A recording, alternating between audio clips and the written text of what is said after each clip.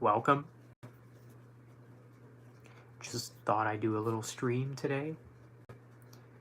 Uploaded quite a few videos today, and now here I am streaming, so yeah.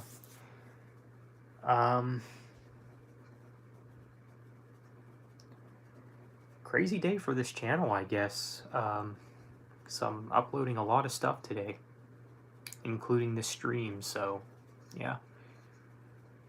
It's pretty cool though, huh? I do plan on this being a more chill stream, unless otherwise, of course. Unless certain individuals decide to show up or whatever. I guess we'll see what happens. But I do want this to be a pretty cool stream. You know, where we just casually talk about things, you know. But we'll see what happens.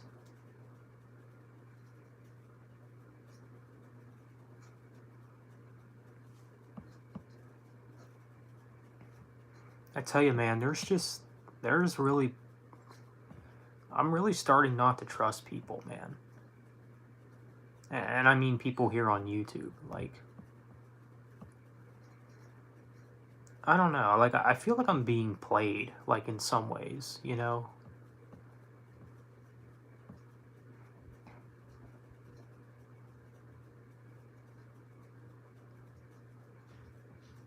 I mean, that could just be my paranoia, but I'm not even sure. Who even knows at this point, right? I still do find it strange how, you know, Jamie doesn't really speak to me as much. I mean, it's not like he's not active or anything, you know? Because he's active, like, on Discord and stuff, so... I don't know. I mean, I've said before that, I kind of sense, like, the cold shoulder feeling with him, you know, like...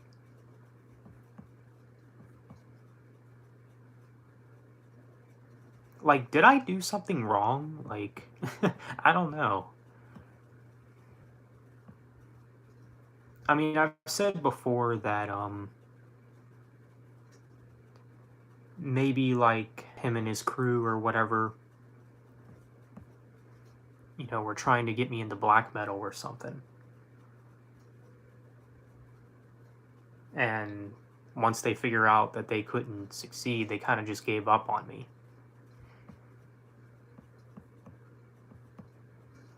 Which I really don't know what the big deal is, you know? Like, okay, well, maybe a lot of those guys aren't into nu metal. I don't really care, you know? If they're not into nu metal, I could care less. I mean, for me, there's only really a few bands in nu metal that I actually like. Like, you know that I do like Linkin Park, Korn, Deftones, and Sevendust. That's about it, actually. Yeah, nu metal as a genre is just not really for me. I thought maybe I could dive deeper into it, but there's better genres out there, I think. But I, of course, don't hate nu metal by any means, you know. I feel like there's actually, you know, something in everything, in all types of metal that I do like. Like, sure, maybe even though I'm not really heavily into black metal, I kind of do like the band Immortal, you know? I mean, that's something anyways, you know? I do wonder that, though, like... I do wonder if they're, like, if I'm a fan of a band from each genre. Like, I'm wondering if I do like something from each genre, now that I think about it. Because, again, even though I'm not really big on black metal, I think Immortal's pretty good.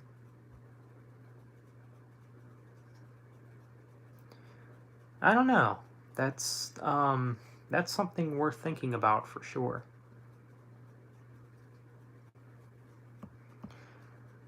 But the reason that that the metal community has kind of come to mind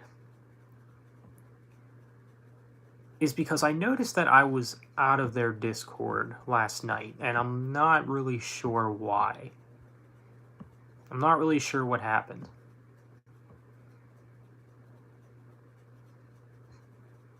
I don't know. I feel like something's up, though. I feel like there's something I'm not being told, but, I'll let it go. I'll stay civil, you know how it is.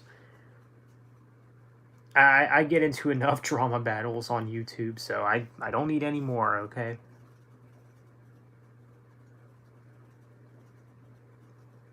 I don't know. It's just sad that you can't really trust people anymore.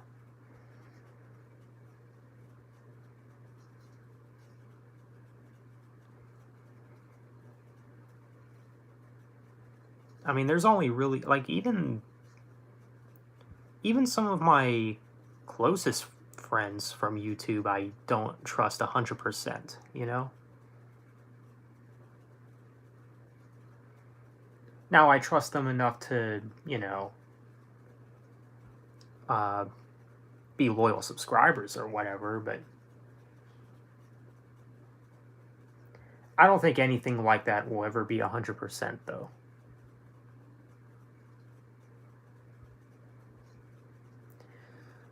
Welcome to the 2020s, I guess. Although it's been like that long before then, but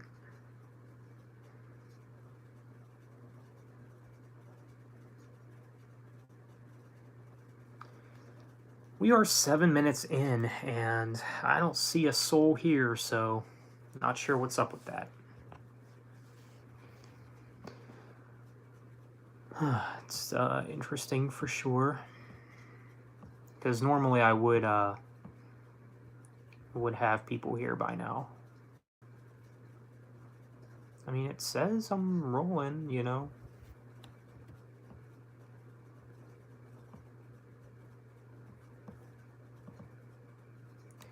Yeah, I don't know. Someone keeps appearing and leaving. I don't know who it is though.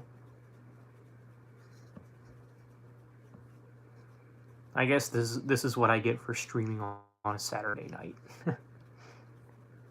Because most people actually do things unlike me.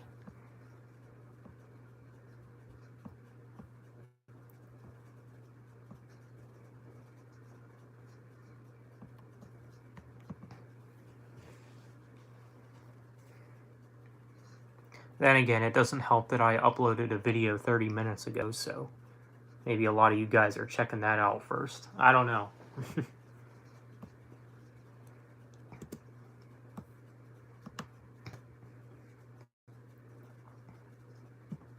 I don't know what the deal is.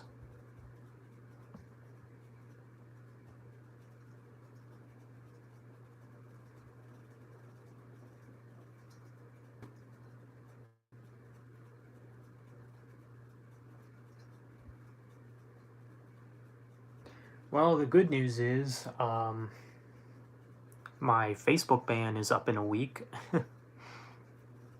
So I'll be back on there soon.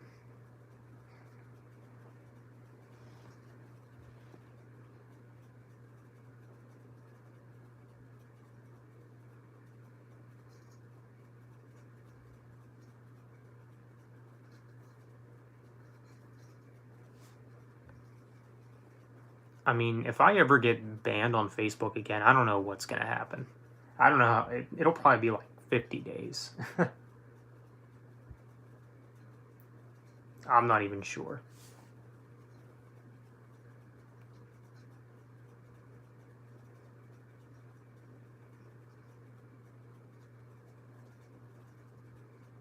And I thought maybe that someone was reporting me on Facebook. But I don't know, because I ended up blocking someone with even a third account, and I still was getting restrictions. By the way, I will have to check those accounts again and see if they're still acting up, because maybe Facebook will actually be generous enough to say, hey, we know your ban is up in a week, so here's these accounts for you. But who knows?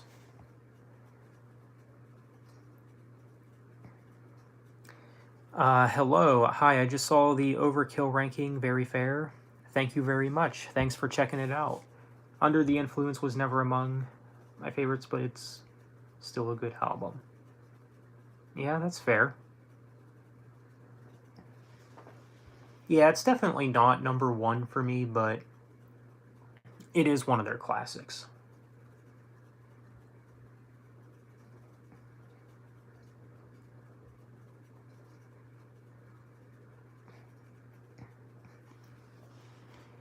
I believe Horoscope was actually the first Overkill album I ever checked out, and that was like a few years back at this point. It's funny because like the first album from them I checked out was in 2018. It was either 2017 or 2018. I don't know.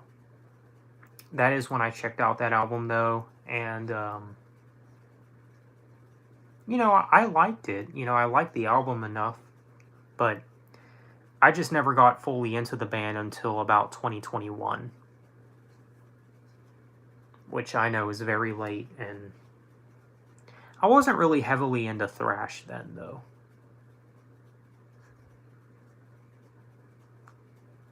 I love they still can give the energy that they had on Scope on modern albums. Wings of War is very intense. Yeah, it is. That is a good album as well. I know we are getting a new Overkill album as well, which is exciting.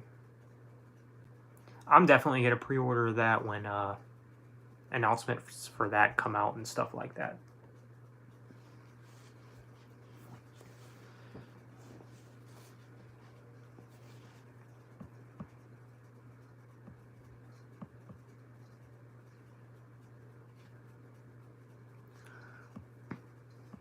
But yeah, I didn't expect to do a stream today. It's always so unpredictable for me.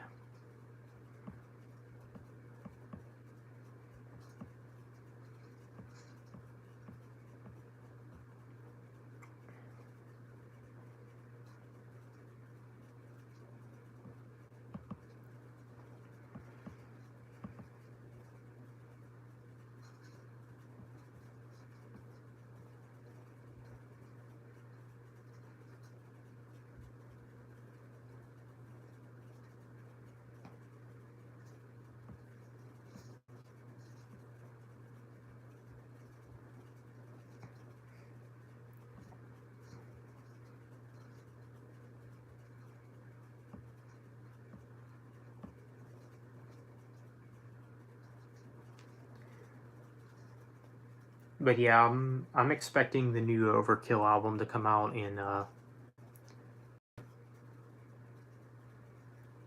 probably 2023.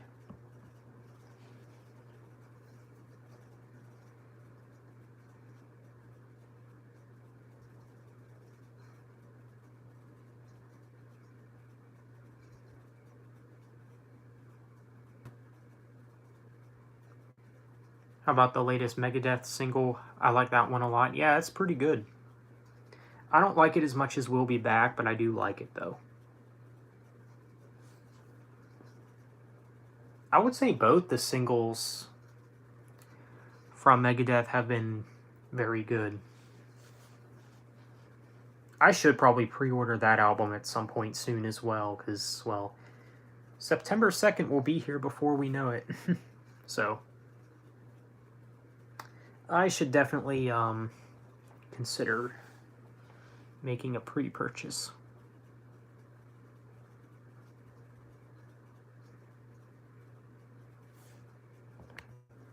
Still haven't figured out what was Ice-T's role in that song. You take out his part in the song, changes nothing. Yeah, I believe it.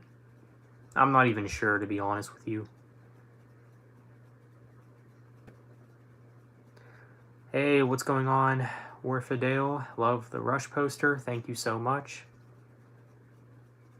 Yep, it's one of my favorite posters that I own. I have a Metallica poster right over there. And as you know, I have a Venom poster that's right above my Demon Hunter poster. Below that, I have a Sonic 2 poster. And that's about it as far as the posters that I have, like, hung up on my wall.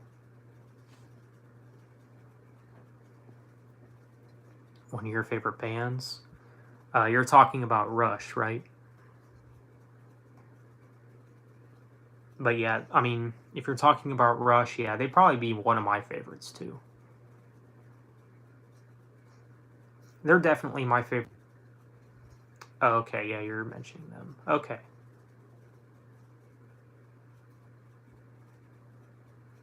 My second favorite prog rock band would probably either be Genesis or Yes. I have a tough time with those two bands. I think Genesis has had a stronger discography, but I really like Yes's material as well, though.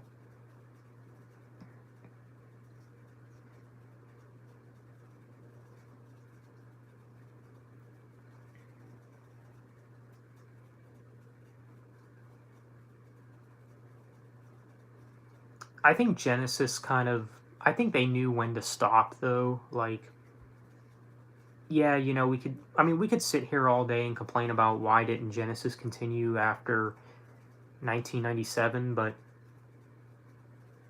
you know, what if the stuff they came out with after would have been, you know, pretty bad?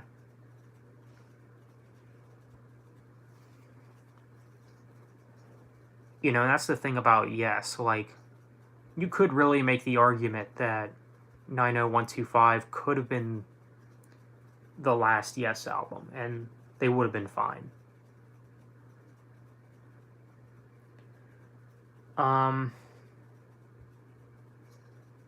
Although I think Union was pretty good. Same with Magnification. Magnification, I think, is kind of an underrated Yes album. I do think that that is the best of their more modern era. And their most recent album, The Quest, it has its moments, but I think the album is decent at best nowadays.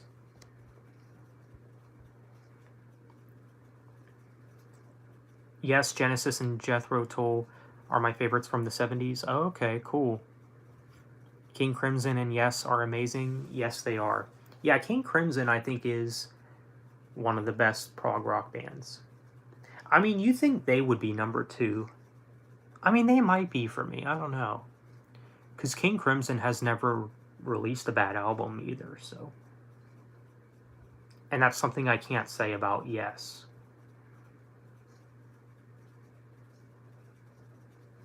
I don't know. I would say that the last really good Yes album was either Union or Magnification.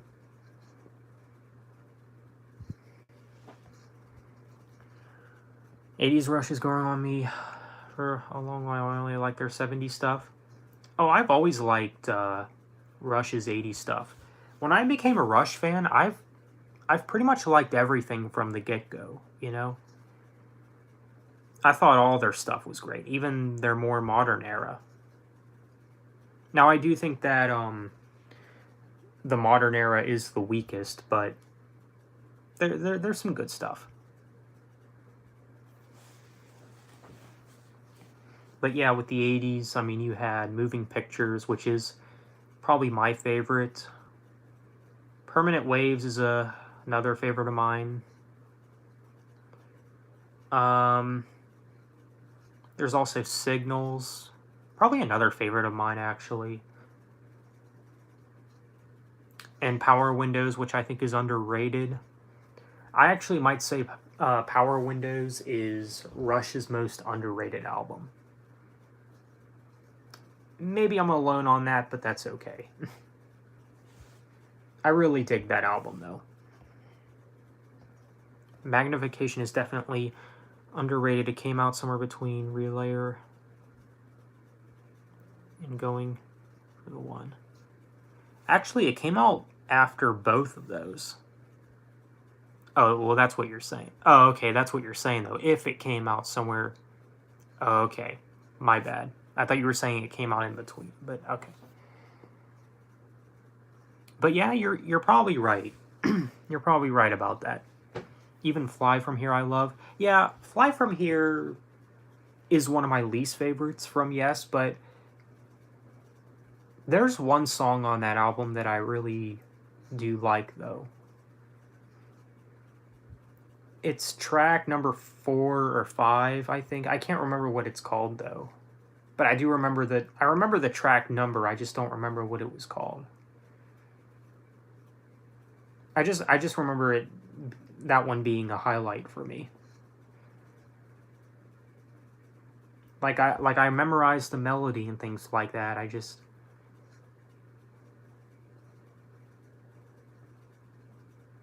don't remember what it's called, though. It's gonna drive me crazy. I might have to look it up later. At first, I hated Power Windows. Hold Your Fire. Now I like them a lot. Yeah. Yeah. Hold Your Fire, I will say, has grown off of me. I think nowadays that is one of my least favorites, but I still wouldn't consider it bad, though. I don't think any of Rush's material is bad.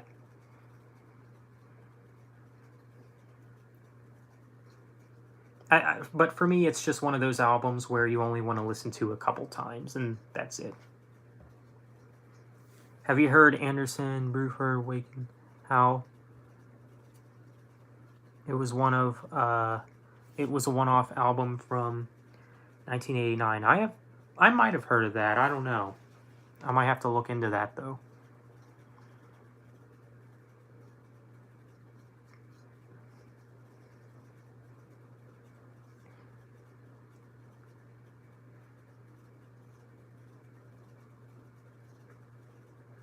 But yeah, I would say that Rush and King Crimson are two bands that have never released a bad album.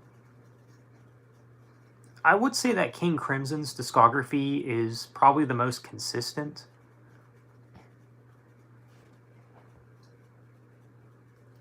Oh, you sent it on Discord. It's basically yes. Okay, well, that's interesting.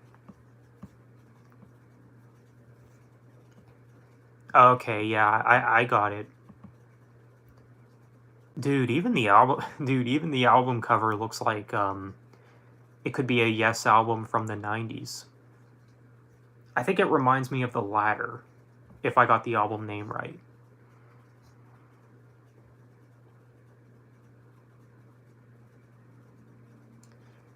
I'll have to check this out. Thank you for that, Warfadale.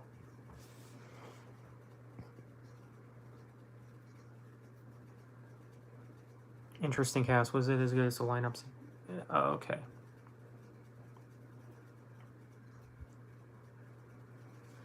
Red by King Crimson is one of the heaviest albums I ever heard. Yeah. Yeah, Red is definitely one of my favorite King Crimson albums. Honestly, it's probably my second favorite.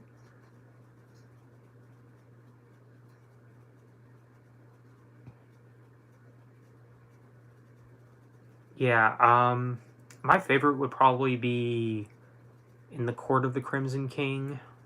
Second favorite would be Red, and third favorite would probably be Larks. No, it would be Discipline, actually. Then probably Larks.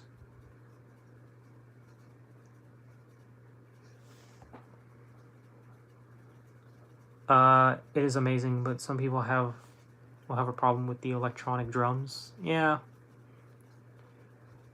Maybe.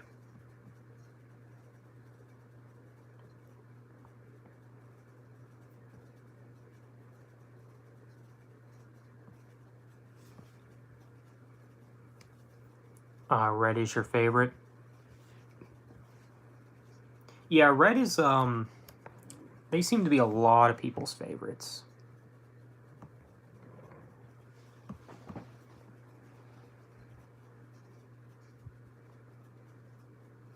My least favorite King Crimson album has always been The Construction of Light, but even that one's pretty good. I don't mind that one. And to be honest with you, I think their last album, I think that album would actually be in my top 5. I can't remember what it's called though. Oh, The Power to Believe, I think it's called. Is that the name of King Crimson's last album? Now, you want to talk about a heavy album. That one right there. Hey, what's going on, Prison?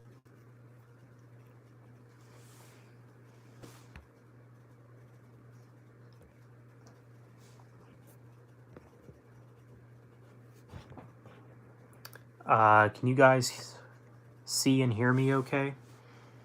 I thought I got disconnected there for a moment. I don't know, man. My internet has been absolute garbage all day, so I don't know what to say about it.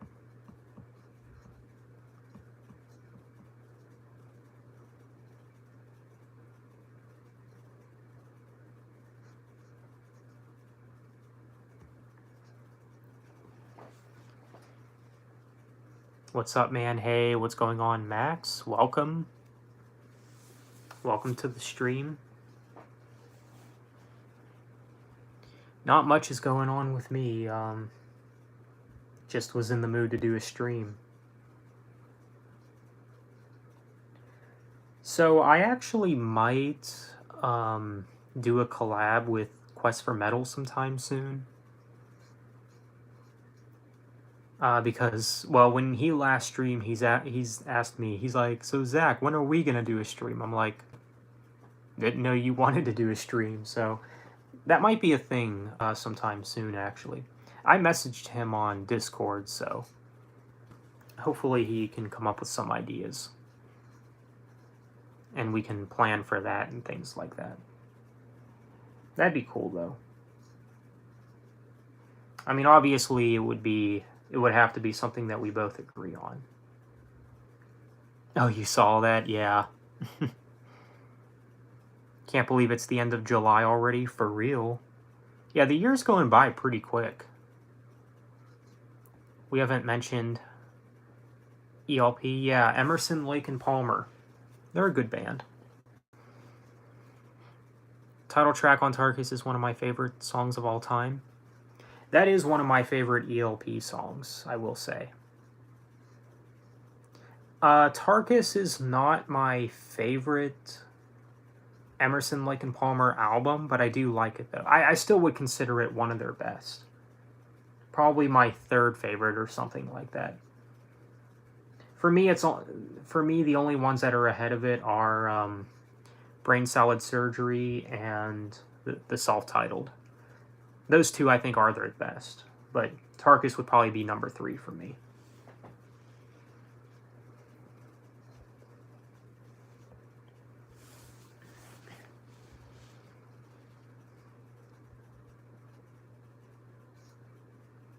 Yeah, the rest of the album is definitely not as good as the title track, but I think it's still pretty good.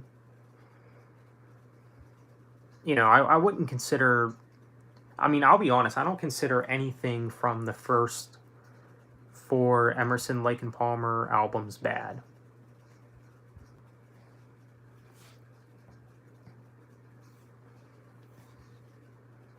I mean, the first 4 ELP albums I think are near perfection. I mean, if you call yourself a prog rock fan, definitely check out those albums.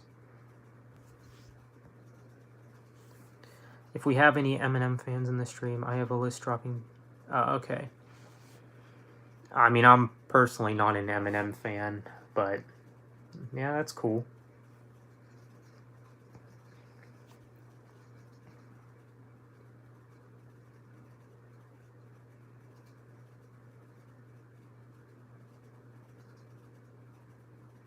Hey, what's going on, Christian Perez? Welcome.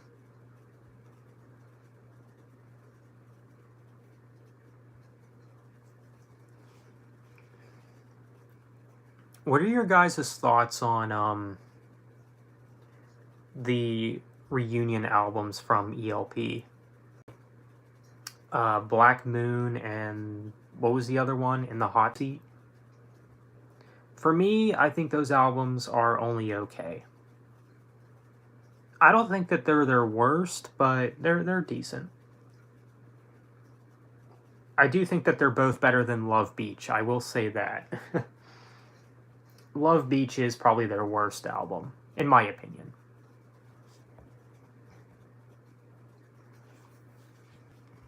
Eating pizza and wings, pretty cool. Do you still play video games or not anymore? I definitely do not game as much as I used to. But if I'm in the mood, I mean, sure, but very rarely am I in the mood these days. I don't know. I kind of lost interest in video games, to be honest. I mean, obviously, I still don't hate them, you know, but.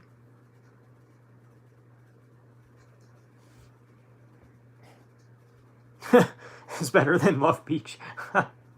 Nice. I've only listened to the first 4 ELP. Seeing a lot of negativity towards the rest of their discography. I've never bothered going through all of them. Yeah, that's understandable. I will say that the first Works album, Volume 1, or whatever it's called, that one's pretty good.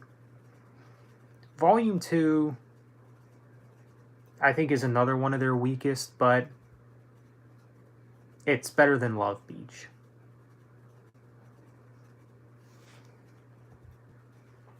Xbox or PlayStation? Xbox. I've always been Xbox. Well, no, I shouldn't say that because in my childhood, I grew up with the PS2, so yeah, I grew up with the PS2, and then when the 360 and the PS3 came out, that's when I converted over to Xbox, and I've been an Xbox guy ever since then. And then after that, I got an Xbox One, and that's how it went. Hello there. Hello, Andrew. Welcome to the stream.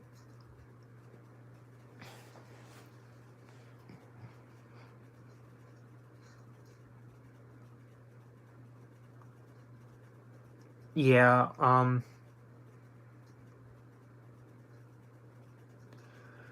King Crimson listening to some of their stuff today. Yeah, that's nice.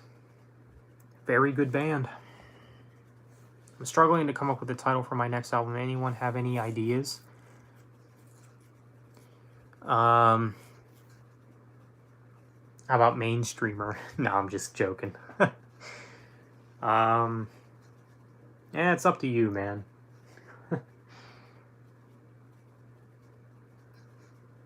I switched between PlayStation and Xbox through the years. Yeah. A few years ago, I thought about getting a PS4, but I mean, now that I don't really play much anymore, nah, probably not going to happen.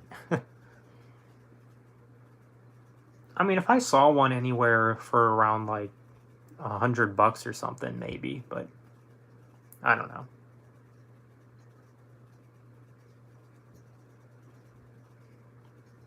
Max, name it Beauty of Struggle. Yeah, maybe. It's 3 a.m. here, so I'm going to hit the hey, take care, buddy. All right, man. You too. Where are you from where it's 3 a.m.? If you don't mind me asking. I would like to know where you guys are from, of course.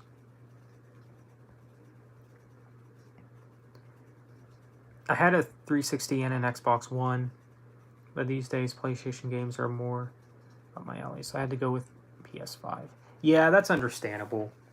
I do feel like PlayStation does, I feel like they do cater more to single player, which is nice.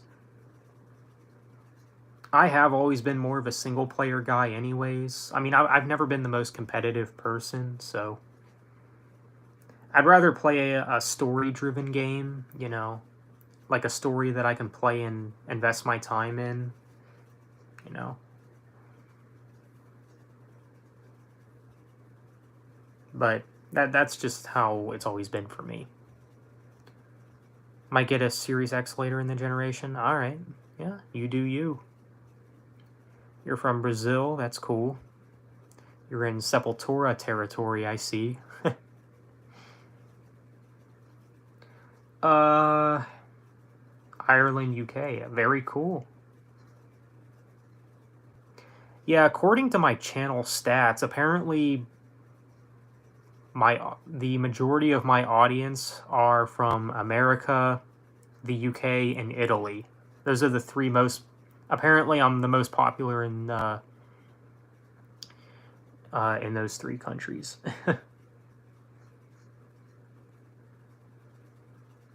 I mean, Italy, I'm not surprised about since I'm Italian, so it's like, what are the odds? I currently have Xbox One, but my friends try to convince me to get a PS4. Yeah.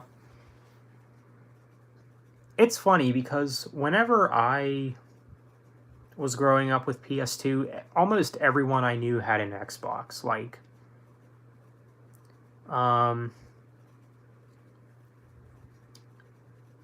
you know, it just was. I mean, maybe it was more popular. I don't know. And then when I got a 360 and Xbox One, it's like, you know, suddenly PlayStation's more popular. Lots of new people here. Your channel is growing. Awesome. Yeah, I did gain a few new subscribers, I think. Last Xbox game I really enjoyed was Quantum Break. Quantum Break is a very underrated game. I am very surprised they haven't made a sequel to that yet. I mean, they might one day, but I don't know. I know I'm missing out on...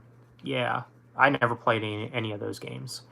Atari, Sega, PS1, PS2, PS4 Pro, Xbox. Okay. Your Journey. Huh, interesting. Sepultura, Angroland. Yeah. Italy makes sense, you're Italian. For real, though. I was going to say you look Italian. Yep. You'd be right. Have you played any Resident Evil games? Yes. Resident Evil is probably one of my favorite game franchises, actually. I'd say the second one is probably by far my favorite.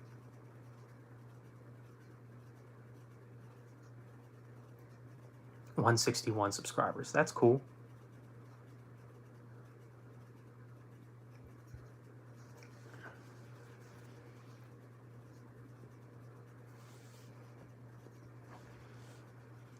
But yeah, Resident Evil's fun.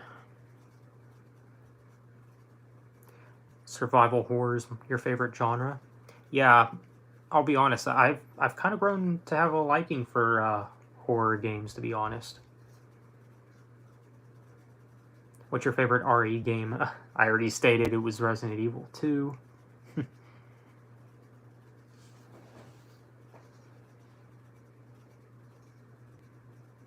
Yeah, I've heard great things about the fourth one.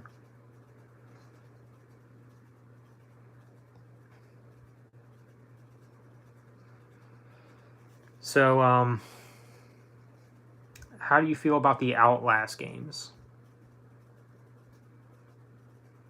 I've only played the first one, but that one's really good.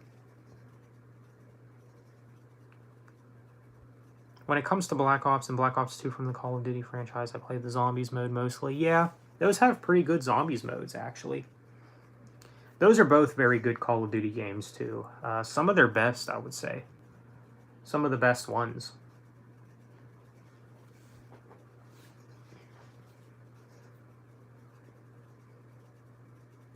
Black Ops 2 might even be my favorite Call of Duty game, actually. It never used to be, but it's grown on me a lot. To me, I think it has the best maps and multiplayer. It definitely has the best multiplayer, in my opinion. Outlast is probably the scariest game I ever played, along with Alien Isolation. Yeah, Outlast is definitely one of the scariest games I played too. It's fun though. You love the first Outlast. The second one felt very recycled to me. Didn't enjoy it as much. Yeah. They're making a new one though, aren't they?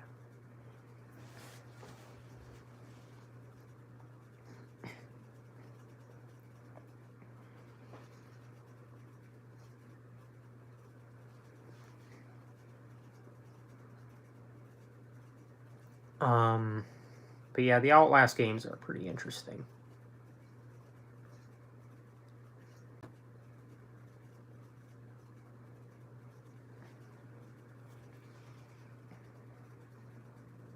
I would say that my favorite game franchises of all time would be Resident Evil, Call of Duty, um, probably Sonic,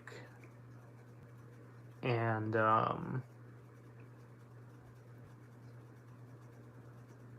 well, you guys know that I am a big Spider-Man fan, so I do enjoy the Spider-Man games as well, so I'd probably throw those in there.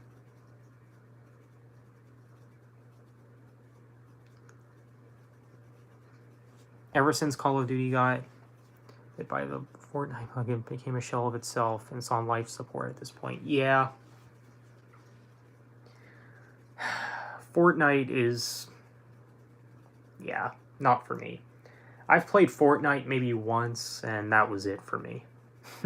And that was like a few years ago at this point. Back when it was really popular.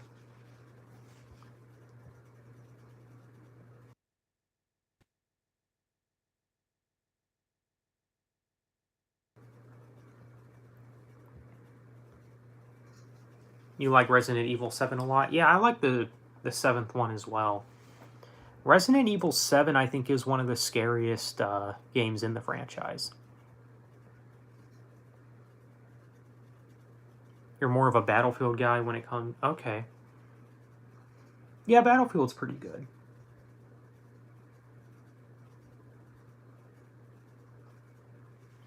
I heard the new one wasn't that great, though. Call of Duty and Ghost Recon are my top two game franchises. That's cool. Yeah, Ghost Recon I do like as well. Wildlands, I do like that one.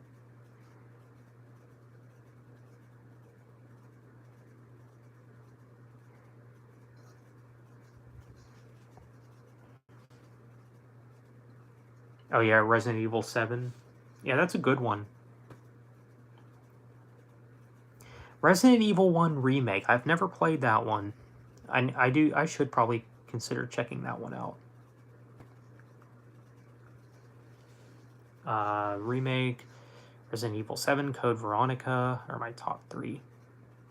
Heard good things about all of those. Well, I did play the seventh one, but didn't play Code Veronica or the remake yet. Back when I had a PlayStation 3, I had this one game called Ghost Recon 2. The campaign I played over and over and over and over and over again. I love that game to death.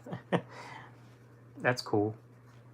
Dude, I was the same way when I first got my Xbox 360. Because whenever I first got a 360, I didn't even have the live or internet to it at all. So I would just play the single player over and over again to Call of Duty and stuff. And that's also when I was new to Call of Duty. So then I was like, this is pretty cool, you know?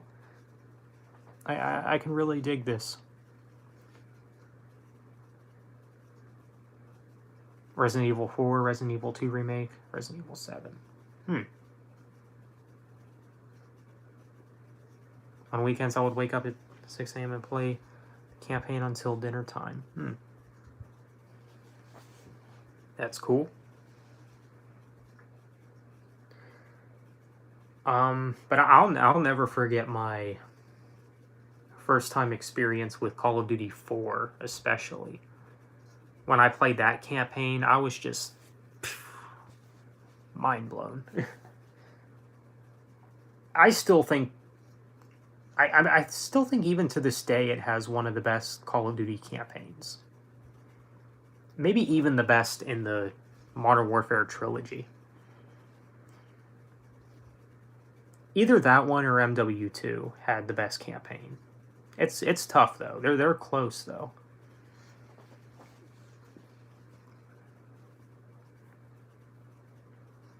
And I know that some people, you know, when they talk about Call of Duty, sometimes they talk about like which series is really better, the Modern Warfare ones or the Black Ops ones. For me, I would say overall the Black Ops games are better because I think both the story and the multiplayer are great.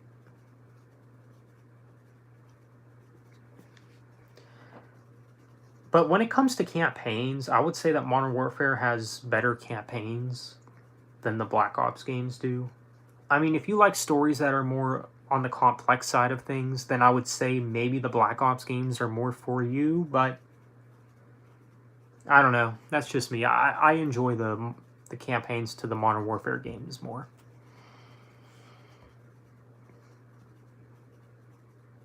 Because that reminds me how 1v1 in Modern Warfare. Dude, I haven't even picked up my controller in a while, so probably not going to happen. And like I told you before, I'm not a competitive person.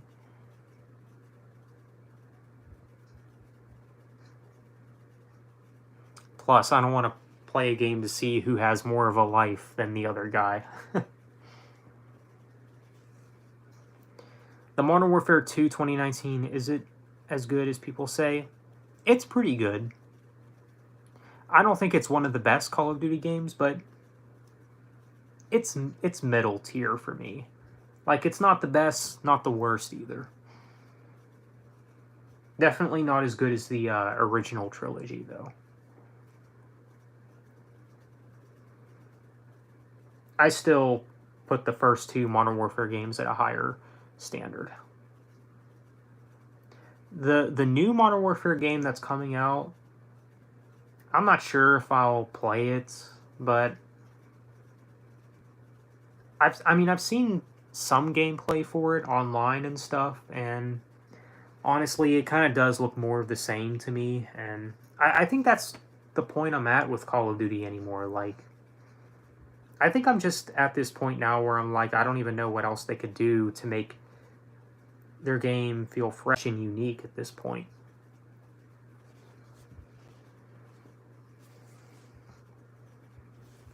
Like, when I saw the gameplay, I'm like, yeah, but this could pass as, you know, DLC to the last Modern Warfare game, you know?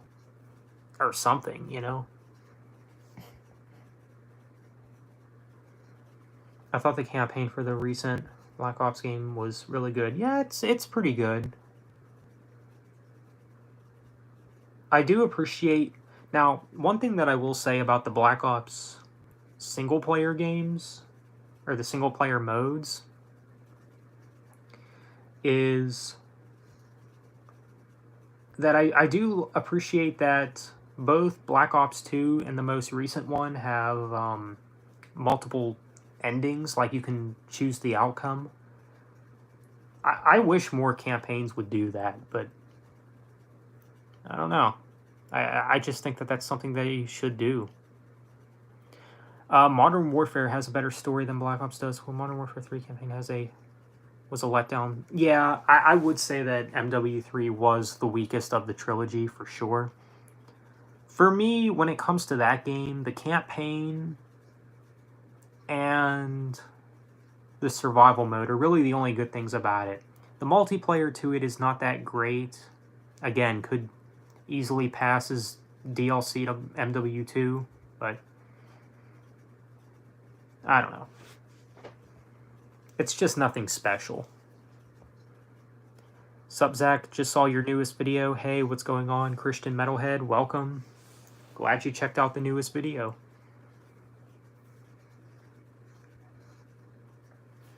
Which one are you talking about? The Demon Hunter one or the Overkill one?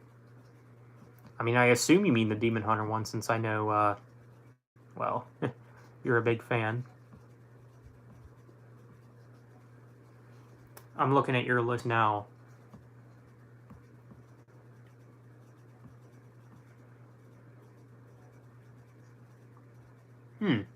Interesting.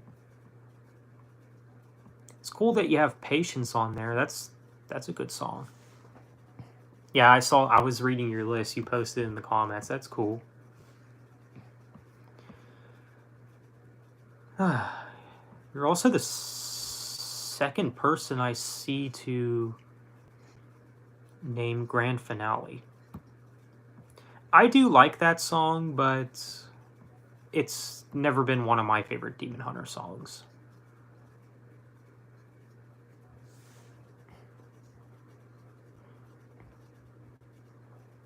Patience is madly underrated. Yeah, it kind of is.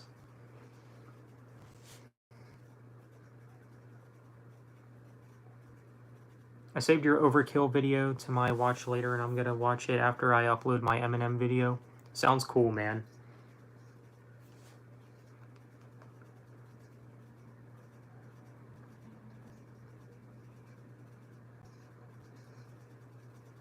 But yeah, I actually might agree with you, Prison Metaler. I do think that Modern Warfare does have better stories. Some people might not agree with that, but I don't know. I always find myself more interested in the Modern Warfare storylines.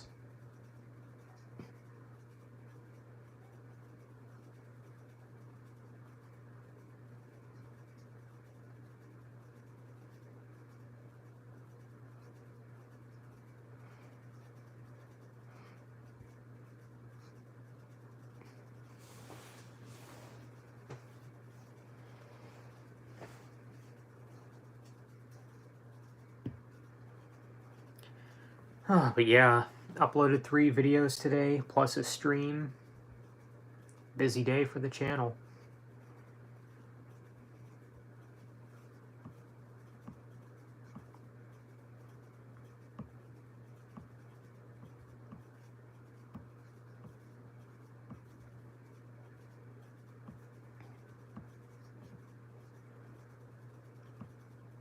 It's been a while. It's also been a while since I've uploaded this many videos in a day as well.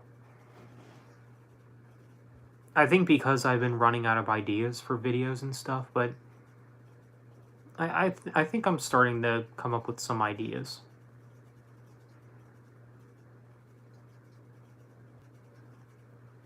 Never really got into Demon Hunter. Yeah, there's surprisingly a lot of people that are not into them.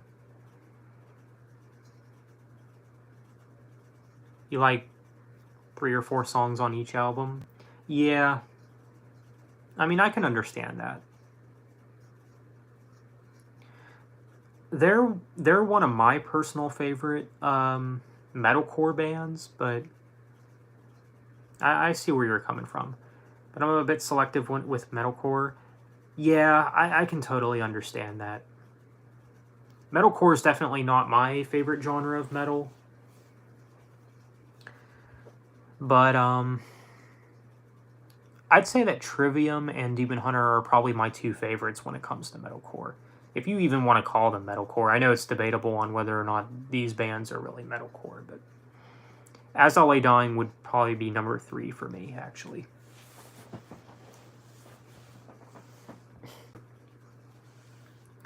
Black Ops campaign isn't good. They changed the voice actors. Yeah, I mean, yeah, that is true. The story is rushed, not interesting, so much filler moments and terrible dialogue as well. Fair enough.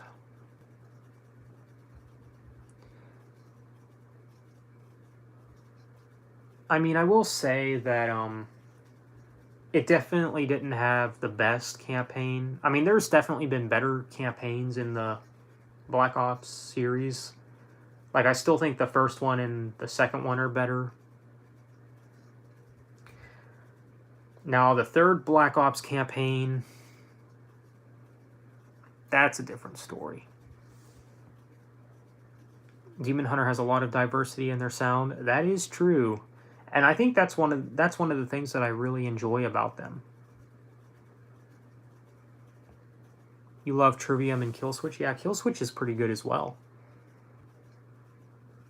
I wouldn't say that I love them or they're one of my favorite bands or anything, but I do like them though.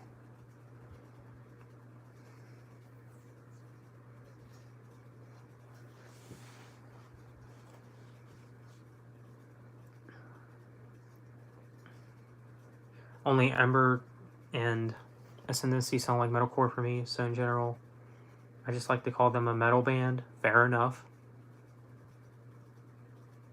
I think you could maybe even argue that In Waves is metalcore. Maybe. They have a lot of thrash, heavy, and even prog in their sound. Yeah, that's true.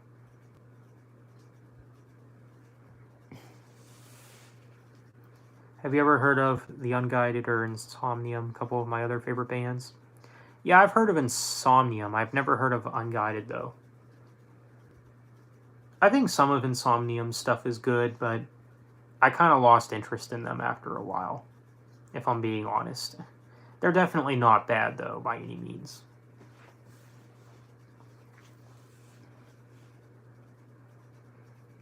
When it comes to melodic death metal, I very much prefer At the Gates and In Flames. Those are probably my two favorites in mellow death, to be honest.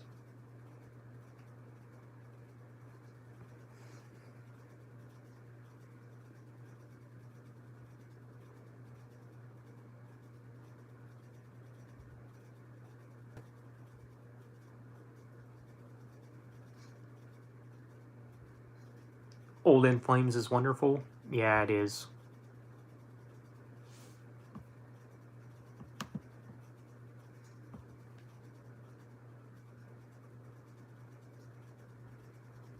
Yeah, the first 5 or 6 In Flames albums are just near perfection. Actually, they probably are perfection. Well, Reroute to Remain, I don't know so much, but yeah, maybe. I don't know. But I do like that album, though. Bullet for My Valentine, Motionless in White, and maybe are my top 3 if I'm doing a top 5 Within the Ruins, maybe Born of Osiris. Alright.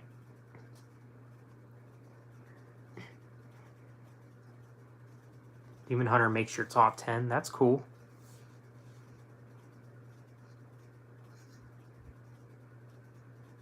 Yeah, they should. No, I'm just joking with you. You prefer modern At the Gates. Interesting. Slaughter of the Soul never did it for me. Oh man, that's actually my favorite from them. But I do respect your opinion though, because well, modern At the Gates is pretty good. Not gonna lie. Clayman is probably my favorite of theirs. I'd say the Jester Race is my favorite, but Clayman is definitely close for me. Even the Zombies mode focuses too much. It's way easier than the original characters never return. Perks are a lot more useless. I don't know.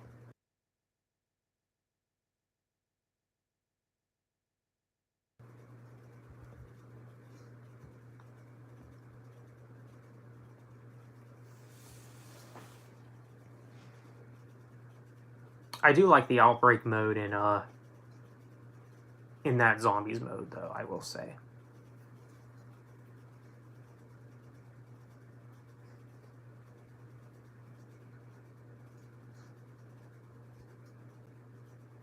But yeah, I don't know. I don't think that game is as bad as a lot of people make it out to be. I'll do a Build a Perfect album video for War and Peace at some point by Demon Hunter. Yeah, that's a good idea. I actually did the same thing around when those albums came out. I'm not sure if my opinion would still stand, though, but it is an interesting concept and idea. Has a hardcore-ish edge. It doesn't appeal to me as much. Their newer is a bit more moody and kind of proggy, especially the latest one. Yeah, The Nightmare of Being. That's a great album.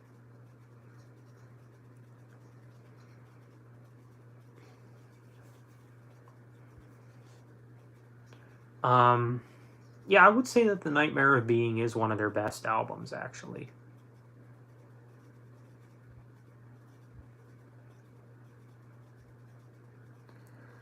I don't know how many of you guys are familiar with the band Voivod, but recently someone told me that they're called cyber metal. Like, that's the genre that they're listed as. I mean, I've always said that they were a mix of prog and thrash, but I can definitely see why someone would call them cyber metal. I can totally see it.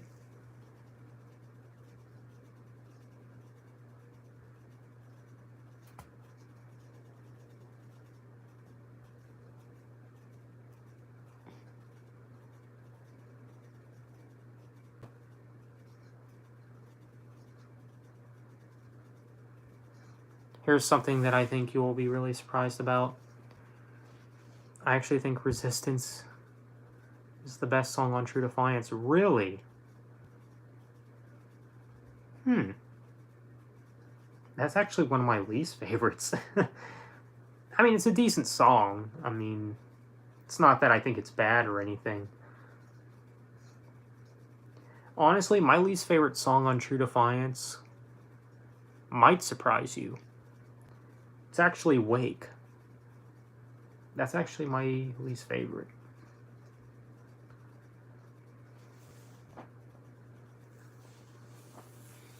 Bush put out a new song recently and it's pretty good. Never got into Bush.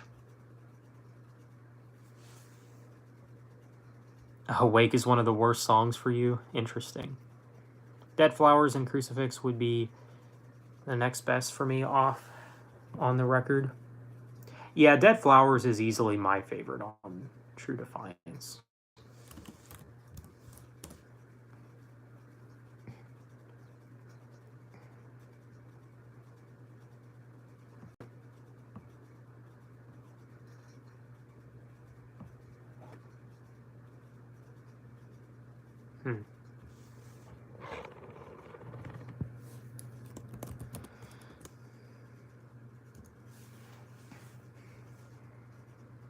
The self-titled debut from Demon Hunter needs more recognition. It certainly does. I would agree.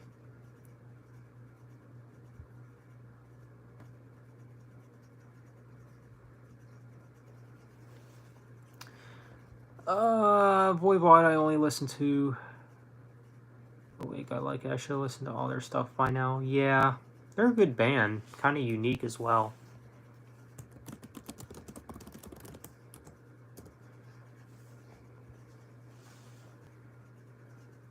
I respect that Dead Flowers is your pick for number one. Not a bad choice at all, yeah.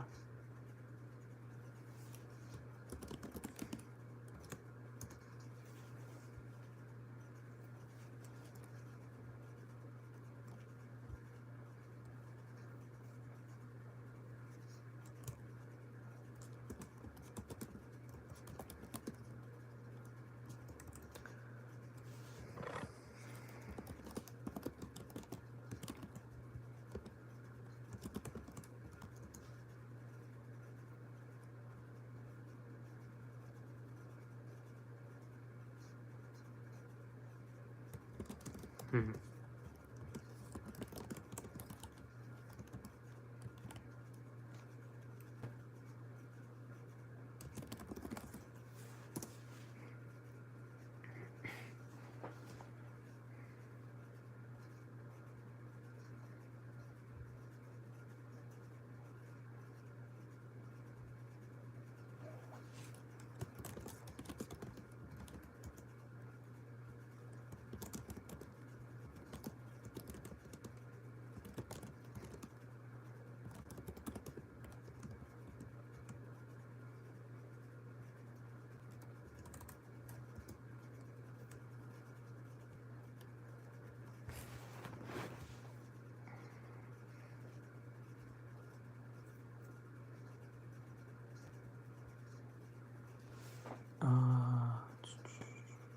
Yeah, like I said in my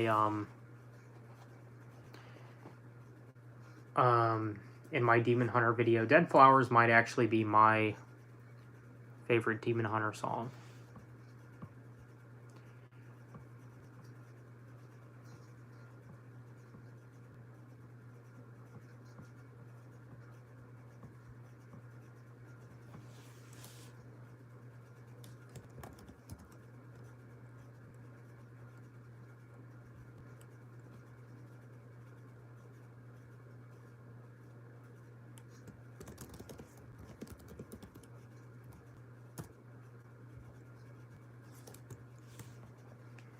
Favorite song off the debut?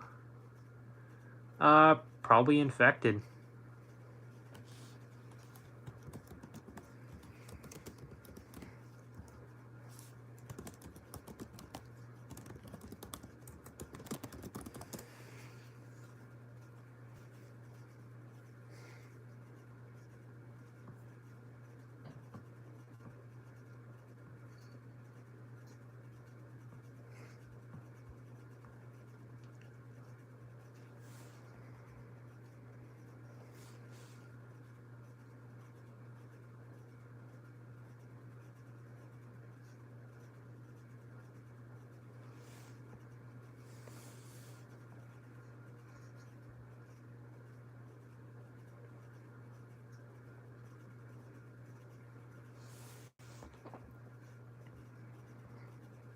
Hmm.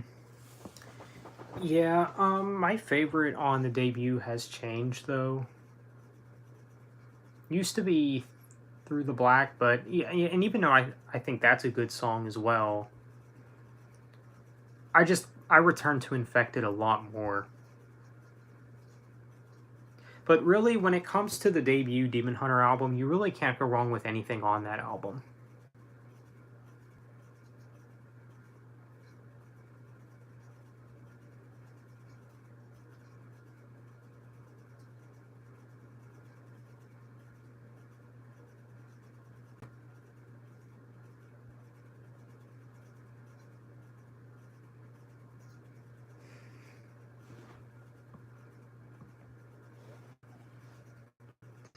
Yeah, Broken Upper Hand. I'm actually kind of surprised by that pick because that's actually one of my least favorites on that album. Might even be my least favorite on the album. That's if you don't include that one interlude that's on there, but if we're just talking about the songs, then sure. Infected is good. Through the Black has always been my favorite, with My Throat following close behind. Yeah, my Throat's an Open Grave, I think, is kind of an underrated ballad. Broken Upper Hand is so good. Yeah, I mean it's good, but I never thought it was great or anything.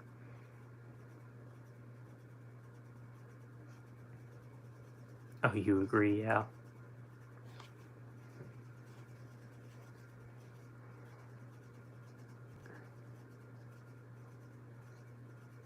Yeah, it's good to have another viewer who likes talking about Demon Hunter,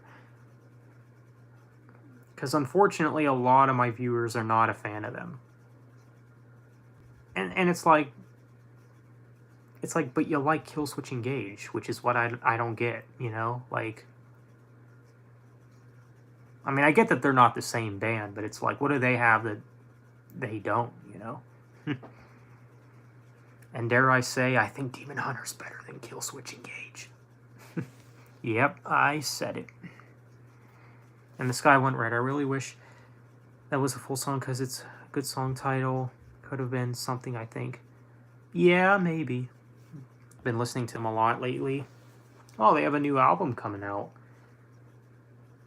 That is usually what happens with me a lot. Whenever Demon Hunter, like, whenever we're in the first few months of, approaching a new Demon Hunter album, or when we're months away from it, that's usually when I'm high on Demon Hunter the most. Especially when the new album comes out. I'll probably be listening to them a lot. Apparently, according to Ryan Clark, this new album will actually be just as long as War and Peace combined.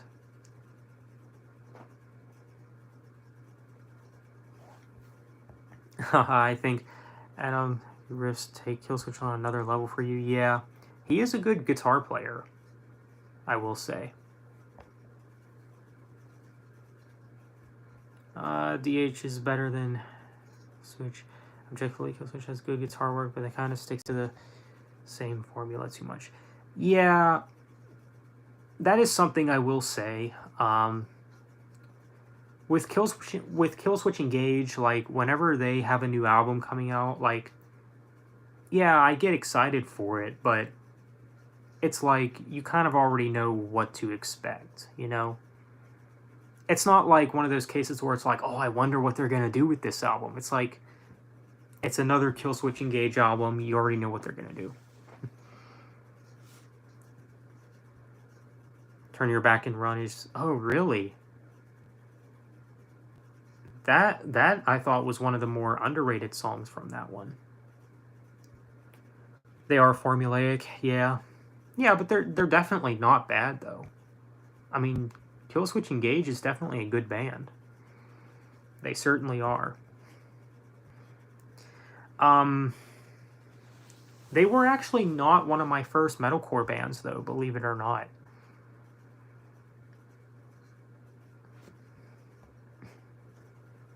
Right, you know what to expect, exactly.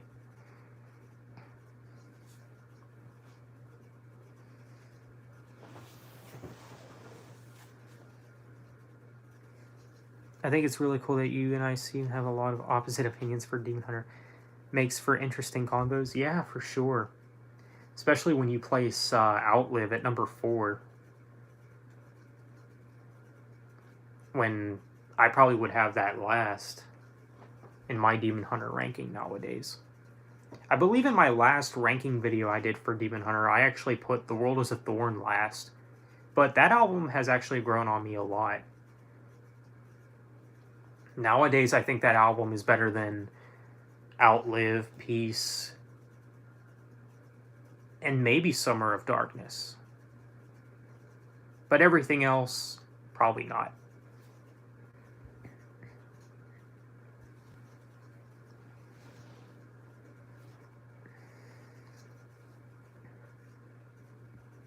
Yeah, Peace is definitely one of their worst, though. I'm just going to say it. I mean, Recuse Myself is a great song, but... And I also think Loneliness is pretty good as well. Those two songs are really what make up the album for me. I think if those two songs didn't exist, Peace would just be unlistenable.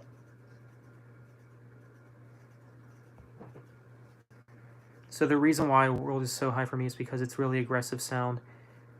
And it's one of the few I could listen to without skipping. Yeah, reasonable enough.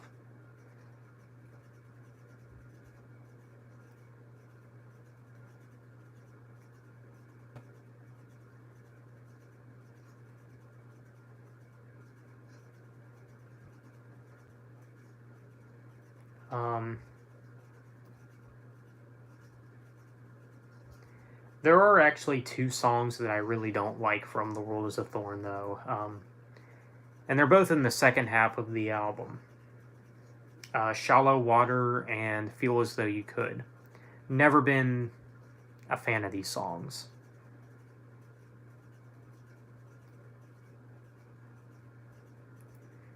If I had to choose which one I like more, probably Feel As Though You Could, but... yeah. I actually haven't returned to that song in a while. I don't know how I would rank the Demon Hunter albums, but I know the self-titled will probably be top 3. Yeah, that is interesting that you do like the self-titled a lot, Max. It's a good album, but I just think Demon Hunter has put out more interesting albums than that.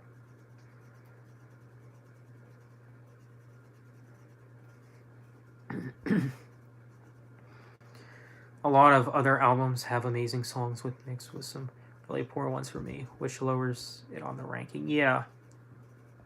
Feel is the worst. But I don't feel it's bad. I actually always loved Shallow Water, but I get why people don't like it as much. Yeah, I think the reason I don't like Shallow Water is because of the riffs and also the pre-chorus. And the way... Is there a guest vocalist on that one? I could be wrong, but...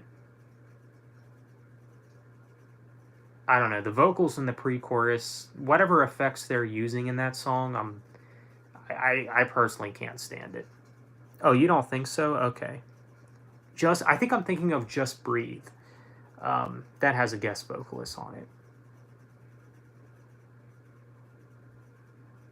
or some kind of guest appearance. I don't know if it's whatever, but I actually like that song. Yeah, Just Breathe is one of the best songs on the album. I do agree with that. For me, Collapsing would probably be the best on the album, but Just Breathe would probably be my second. That's a song, I gotta return to more songs from that album again. It's been a while since I've listened to the second half of The World is a Thorn. Sorry if it sounds like a stupid question, but you actually listen to your music on physical format, put them on collection for purpose only. What I typically do is I import my CDs to iTunes or Windows Media, and then I just listen to them there. After that, they go up on the shelves. It's more of a collector's value thing.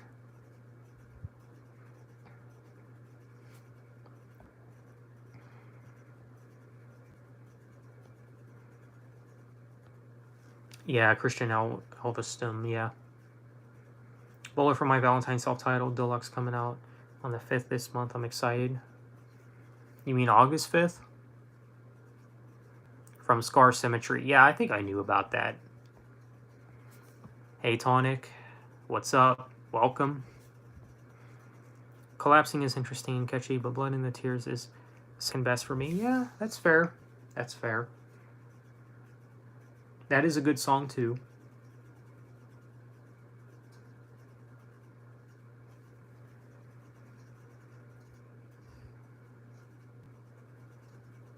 I do the same thing. I like to have my favorite albums on physical, and I only listen to my music on Spotify. Yeah.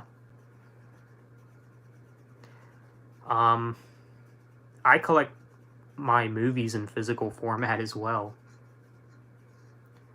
I will say that I still do purchase DVD, which is fine with me,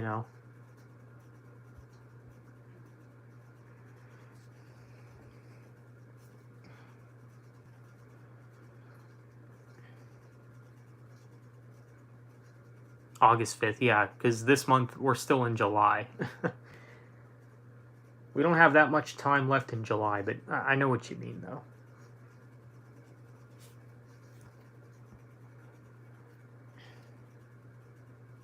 Yeah, that's what you meant. All right.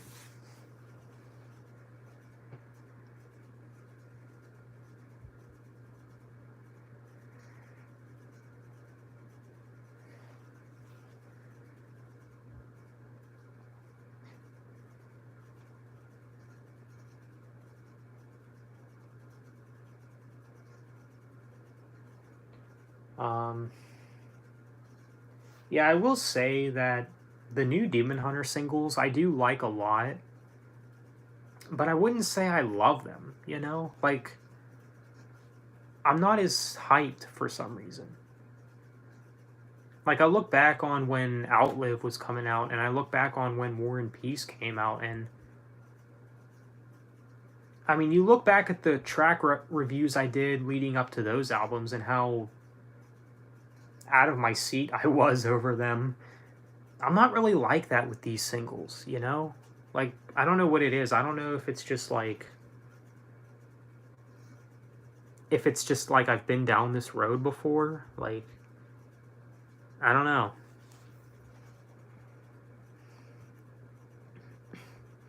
You're a total physical collector. Digital is great. I love cover art and a feel of a CD case or a DVD Blu-ray case. Yeah, exactly. And I really hope that physical media never dies. I basically, I don't ever want it to get to that point where the only reason to go out to shop is for necessities, like food and clothing and stuff. Because that would be the only reason to go out if physical media dies. Because there's just something so significant about going out and searching for, you know, stuff like that and collecting stuff. There's just no feeling like it, you know? And I'd hate to think that, you know, it would go away, you know?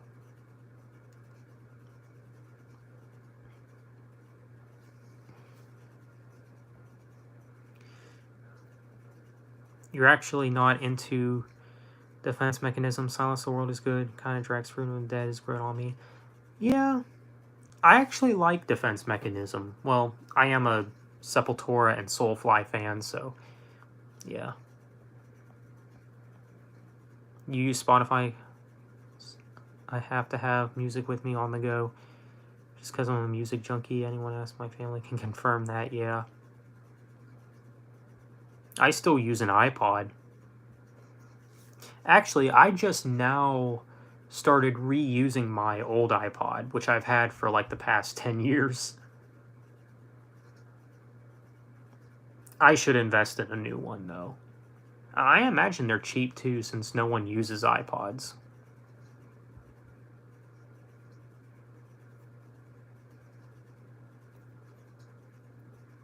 Did you see what happened with the new God of War games collector edition? What happened with it? Because no, I don't know.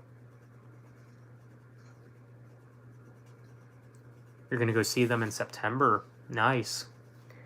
Yeah, I wish I could see them too, but I think the closest show to me, I think, is in Warrendale, Pennsylvania. Not sure how far away that is, though.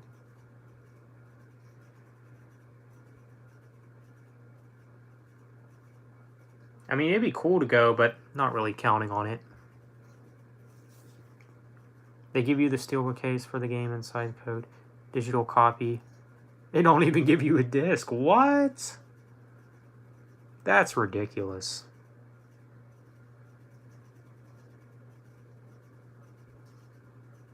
I mean, hey,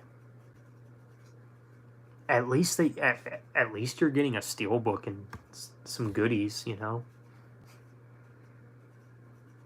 I mean, at least it's something. At least, you know, it's not one of those cases where it's like the only way you're going to have to purchase it is digitally, you know. At least it's not a situation like that. That's how I look at it, anyways.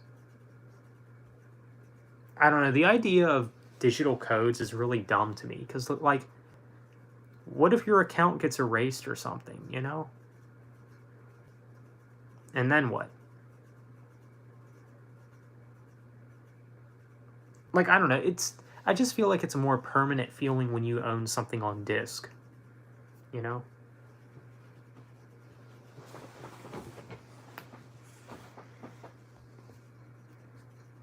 Sorry you may not be going. I've never seen them. Didn't want to pass up the chance. Yeah, I've never seen them either. Then again, I never go to shows. But I will be seeing Metallica in August.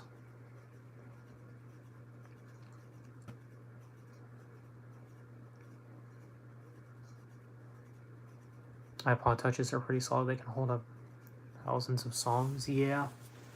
Yeah, I might see about it. Awesome, yeah. For sure.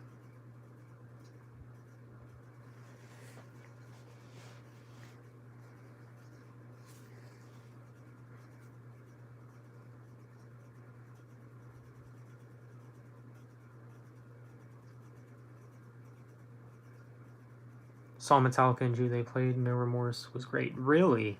That's cool.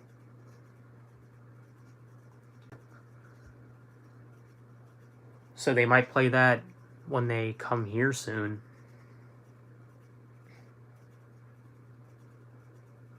Hey, Butcher, welcome home. Oh, no. Yeah, No Remorse is an underrated Metallica song, in my opinion. It's actually one of my favorites from the Kill 'Em All album.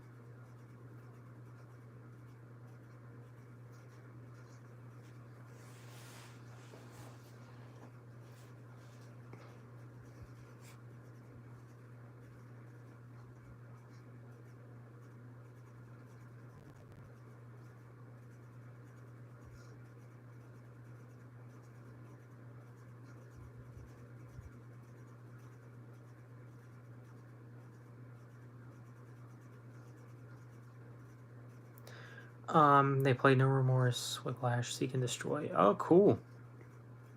Very cool. Yeah, Seek and Destroy is obviously a classic. Same with Whiplash.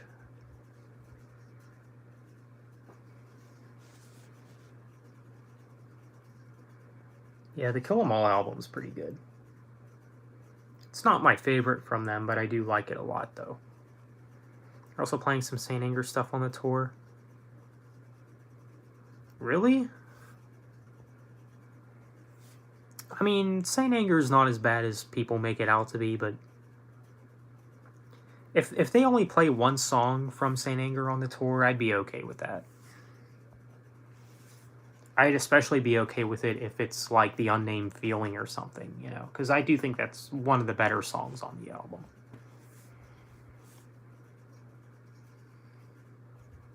Any updates with New Red music? Not that I heard. Not that I know of. I mean, I know that they're working on new music, but I don't know when it's coming. Are you familiar with the band? You like? I've heard of them, Christian Metalhead. Haven't really listened to them, though.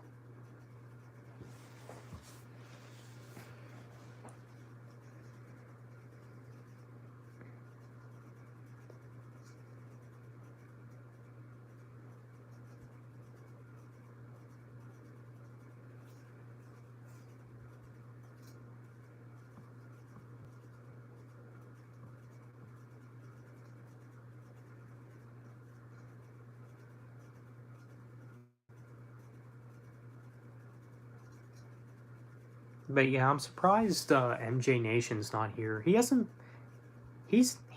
been very early to my streams lately, I've noticed. Not very reliable, MJ. But it's whatever. They only play one song from Saint Anger, but it can be any of them. Dirty Window, title track, All Within My Hands. Oh gosh. Well, the title track I actually don't mind as much. All Within My Hands is... I don't even know what to say about that one. They're really mixing it up. Yeah. Well, that's why I'm surprised when you said they played No Remorse on the tour. I'm actually pleasantly surprised. Because I think that's one of their most underrated songs.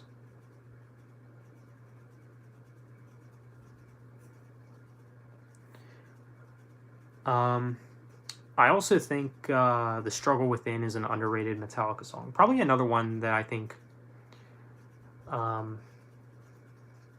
is one of their most underrated tracks. Demon Hunter should have also gotten Michael Barnes to feature on Exile. Yeah, that would have been cool.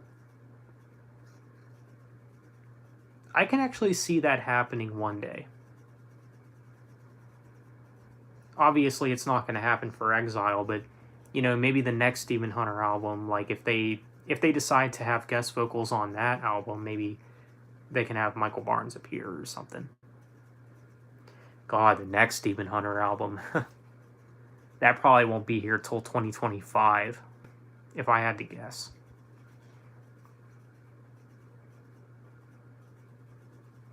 Which, you know, is fine. I mean, even if they waited till 2029 to release another album, that's alright.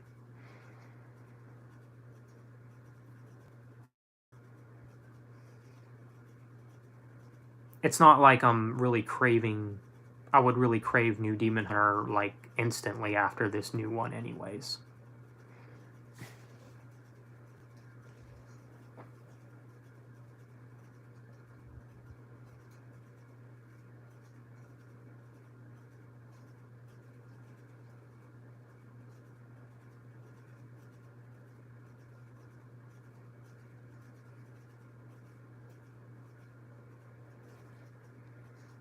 But yeah, we also need a new Metallica album. That's all I know.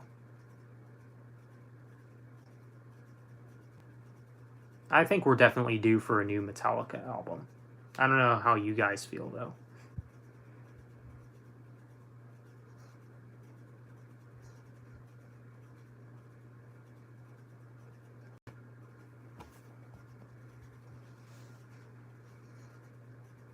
They still play some St. Anger live, mostly Frantic. Yeah, Frantic I actually kind of like, though, not gonna lie.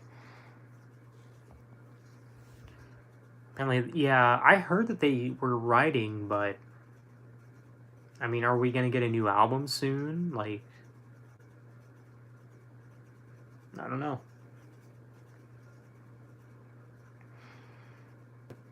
If they announce a new album for a 2023 release, I'm just gonna be in awe. I mean, not that I think um, Hardwired to Self Destruct was amazing or anything, but it does seem like ever since Death Magnetic, they've been getting better with each album. Like, I thought Death Magnetic was an improvement from St. Anger. Hardwired was an improvement from Death Magnetic, so hopefully this new one will also be an improvement from Hardwired. Hopefully this next one will be the closest that they've gotten to their thrash roots. That'd be cool. I gotta drop out. Been good talking with you again, man. Yeah, same to you, Christian Metalhead. Take care. Thanks for joining. Have a good one. Probably not until 2023. Yeah, I would imagine. I think a re-recording of St. Anger would be a good move for them. I would like that.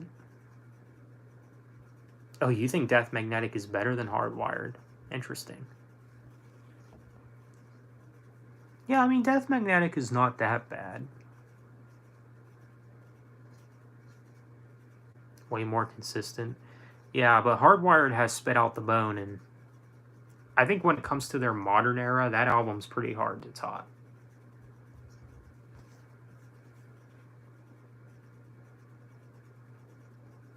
Yeah, spit out the... Yeah, exactly. I think that's maybe the best song of their modern era.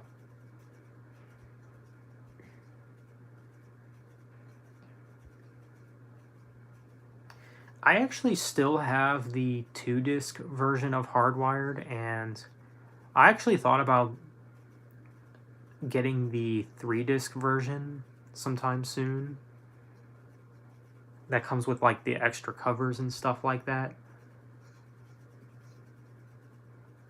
I don't know. That's something I might do one day. I know that it's available at Barnes and Noble and a few other places, so I might. We'll see.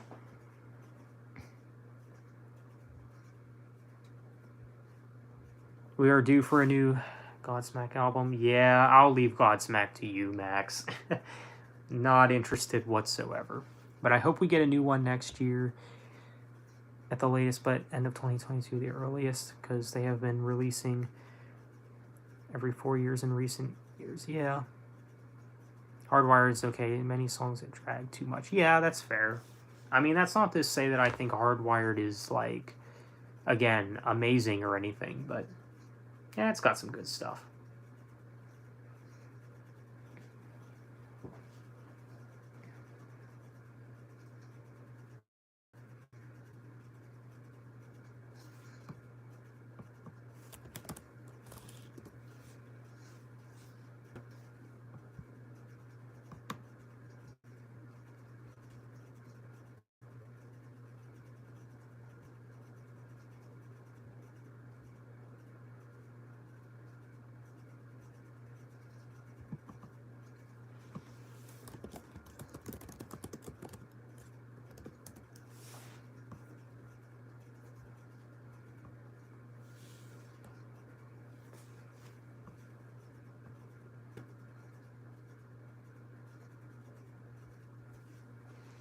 Songs like Savage, Confusion are so mid. Yeah, I don't return to those songs very much, but I wouldn't say that they're bad.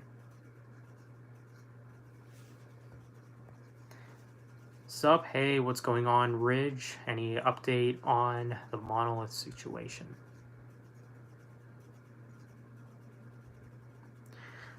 Well, I did notice that he did do his stream last night, but it wasn't about me. Wow, shocker, right? It's pretty bad when, it's pretty bad when you're shocked when he's not talking about you, you know? Obsessive behaviors, man. Are you ready for the new Breaking Benjamin Starset song? Oh yeah, I did forget about that one actually. But yeah, I guess I'm ready for it. I will probably review it as well when it drops. As for Load and Reload, they bore me to death too. Yes, there's a few good songs like Fuel and King Nothing. There's no reason for these albums should be over 70 minutes. Yeah, for real. I I probably agree with you, Prison Metaler.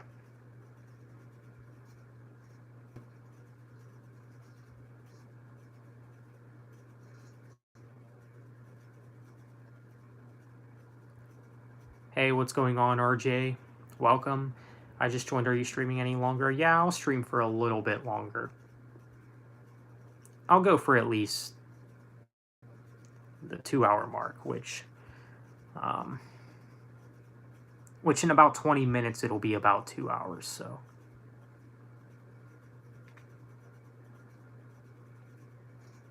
what's your favorite guilty pleasure pop artist you listen to? I don't really listen to modern pop that much. That song from Starset and Breaking Benjamin are a recording of Downplay, Starset's lead singer, former band. Yeah, I knew that Dustin Bates was in a band before Starset, Downplay.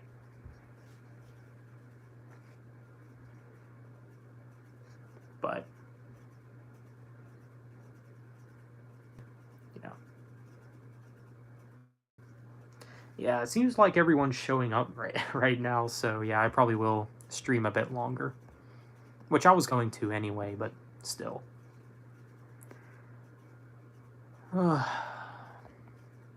Hey Zach, sorry I'm late to the stream. I've been playing Destiny. It's all right, Brian. Welcome.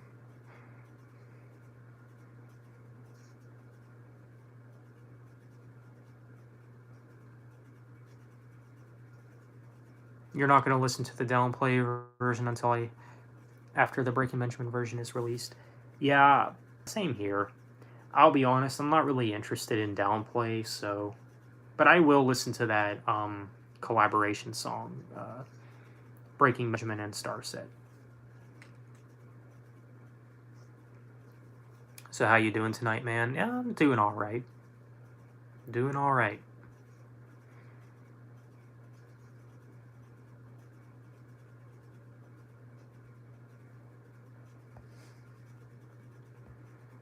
The former bassist of obscure 90s band called Relative sent me a couple old CDs from his band and other obscure 90s bands he played with. Interesting. Have you went back to the 3 Days Grace last album anymore? Not really, to be honest. That album has really been lacking the replay value. I mean, there is some good songs on that album. Like Neurotic. Is that the name of the song? I think that's a song that's actually grown on me a little bit. So Called Life is pretty good. A Scar Is Born is pretty good. Chain of Abuse I think is pretty good as well. It has a pretty memorable chorus and everything like that.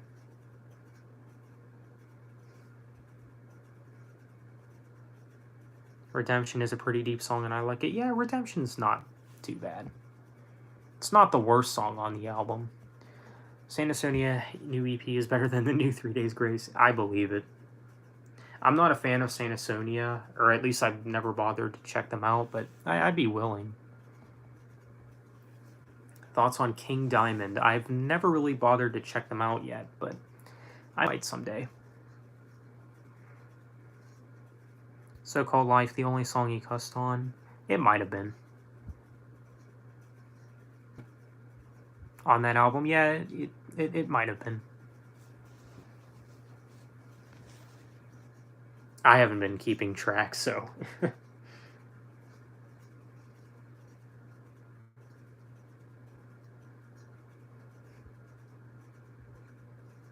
Yeah, I don't know.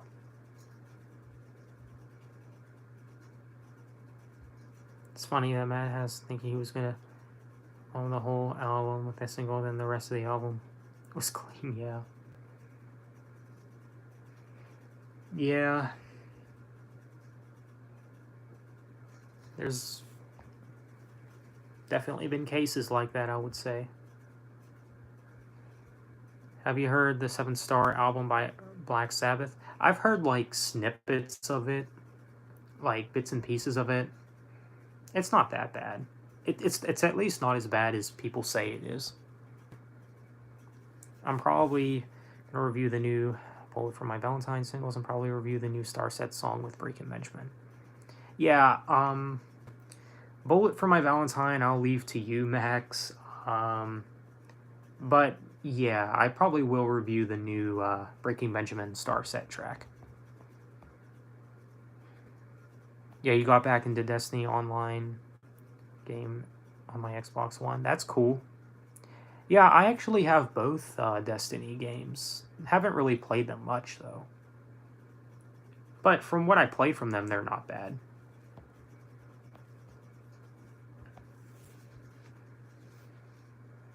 So-Called Life has a lot of unnecessary. Sounds so edgy.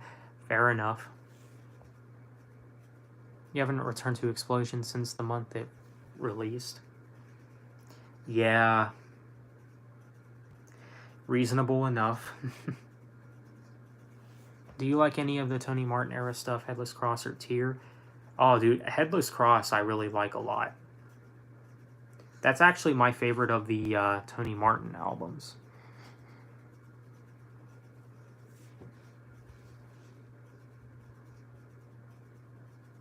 Yeah, I actually enjoy that one. How many Motionless in White songs have you heard? Only like a snippet of one or two of them. People of the Pride by Coldplay. I don't know if I've listened to that one.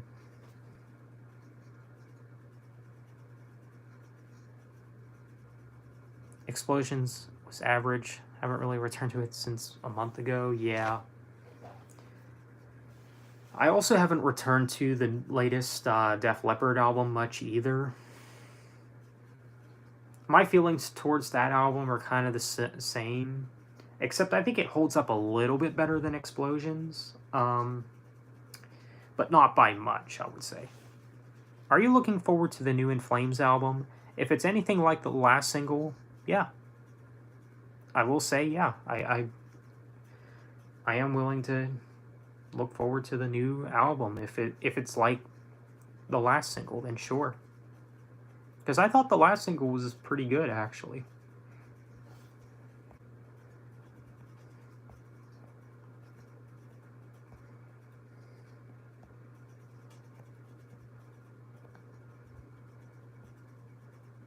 Call of the Wild. Oh, yeah. That's cool. You said yeah twice by mistake. It's all good, Brian. Headless Cross is amazing. Yeah, it's pretty good.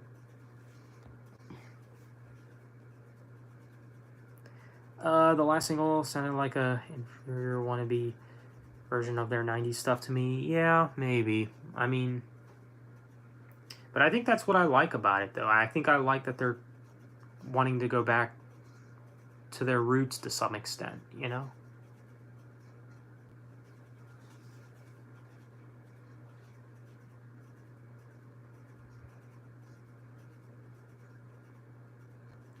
I mean, Battles and I the Mask, I thought had some good stuff on them. Like with Battles, I liked, what are some good songs on that one? Wallflower's pretty good. That is probably my favorite on the album, actually. Before I Fall is pretty good as well. That's one of the lesser known songs on the album. Oh, and In My Room I think is pretty good as well. With I the Mask, Voices, and the title track I like. Stay With Me is pretty good as well. Yeah, I mean, not really sure. I mean, overall, the album doesn't hold up that well.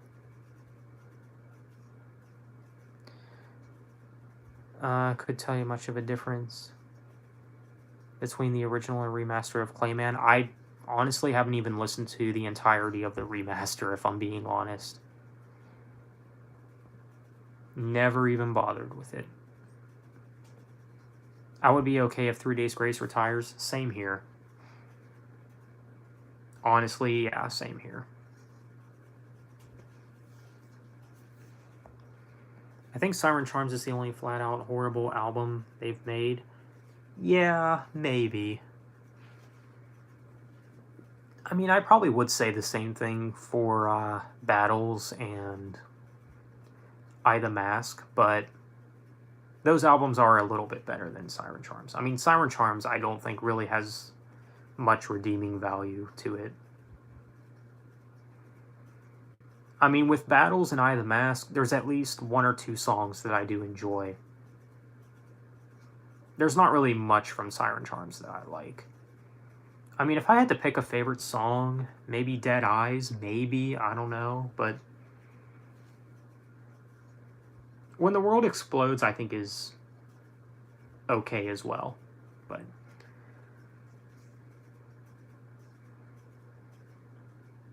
Through Oblivion, yeah, I used to like that song, but not so much these days. Not Alone, yeah, the bonus track, yeah, that's good. Do you like any new traditional metal bands? Like what bands come to mind? Siren Charms is borderline unlistenable, yeah.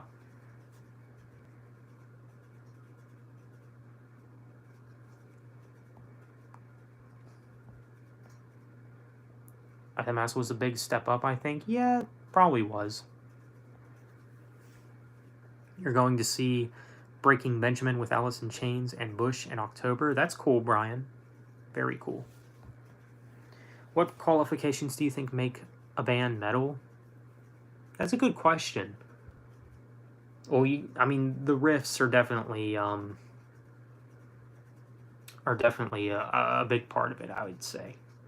And it's not like a band necessarily has to have screaming in their music. Now, I actually used to be of the opinion that a band has to have screaming, or mostly screaming in their music, if they wanted to be metal.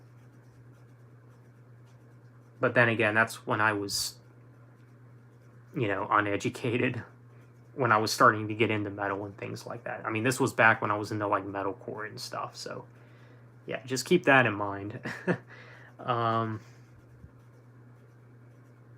Yeah, the vocals, I mean, I think the vocals are part of it, like they can be aggressive, but they don't necessarily have to be harsh vocals, I don't think. That is an interesting question, though. It's one that you really have to think about.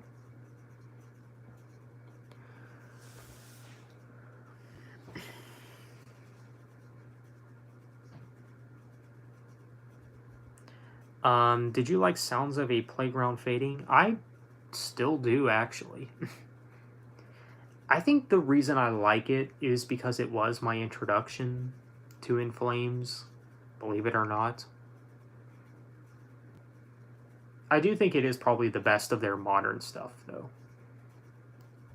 Probably the best post-Clayman stuff, maybe.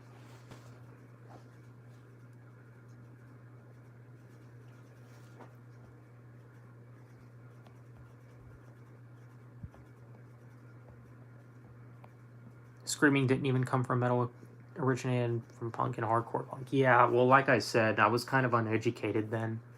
I hope Metallica re-records Saint Anger for an anniversary because it needs some major improvements. That is a good idea, Max. I wouldn't be surprised if they ended up doing something like that for the 20th anniversary.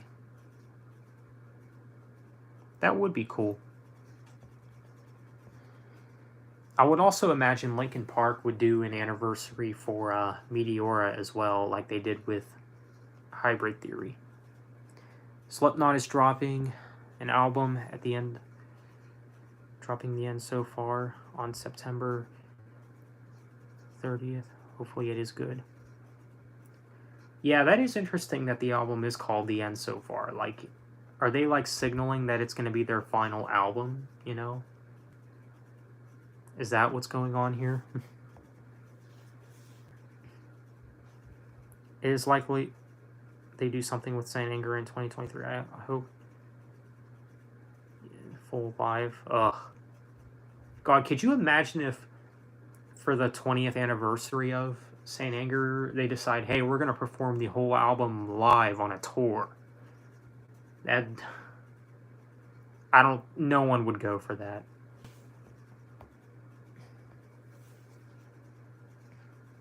I heard people that argue Korn isn't really metal, they're alternative rock instead. Thoughts? I'd say they're metal. They're new metal.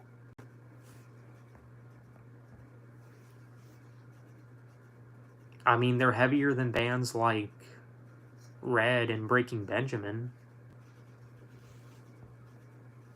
Slipknot's last album with the record label. Interesting. Yeah, the Roadrunner Records. Okay. I read that the band Ghost said they were influenced by black metal. That makes sense. Yeah, kind of does. Kind of does. Yeah, Ghost is another band I never really got into.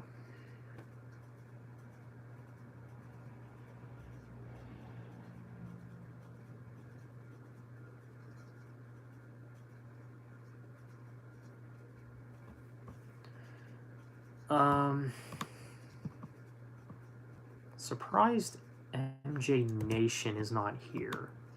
Wonder if he... No. Not sure where he's at right now, because he didn't comment on my last video either.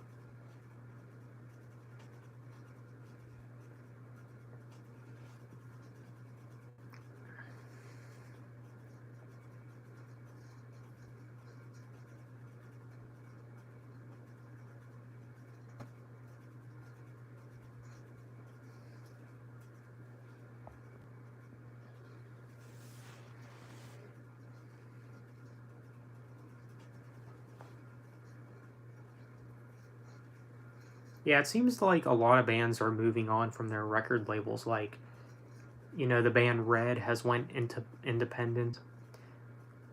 And actually, Demon Hunter's new album, Exile, is actually their first album where they're going independent.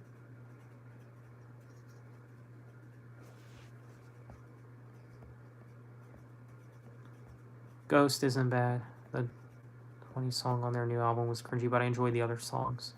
You're right. Oh, okay. I got you. The End So Far is the last album celebrating the end of an era. Oh, okay. Interesting.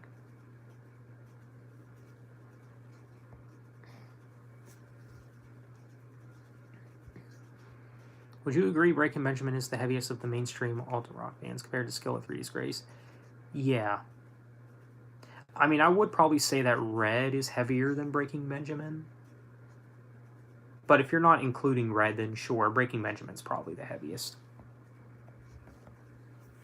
Did you know that Blast Beats came from punk and metal, adopted and made it a bit more extreme? And I believe it. Seether went a bit heavier on their latest albums as well, by their standards at least, yeah. Red has Breathe Into Me, has such high screams, yeah. Well, I think Release the Panic might even be Red's heaviest song.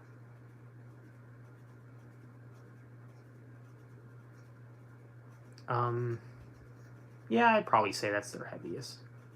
Either that song or Float from their last album, I'd say, is their heaviest song.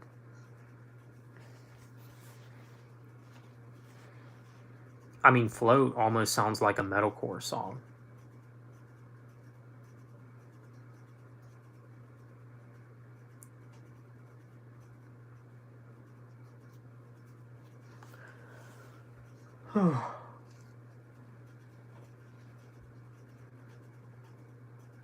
Red is more popular as far as YouTube views. And the Amity Affliction, which is crazy. Yeah. Well, I think Red has been out longer than Amity Affliction has. I think. I mean, when did Amity Affliction's debut come out? Like 09 or something?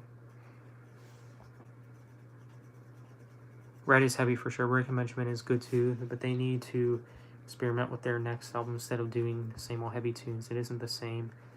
Yeah, I would probably agree. Yeah, Breaking Benjamin does need to mix it up, though.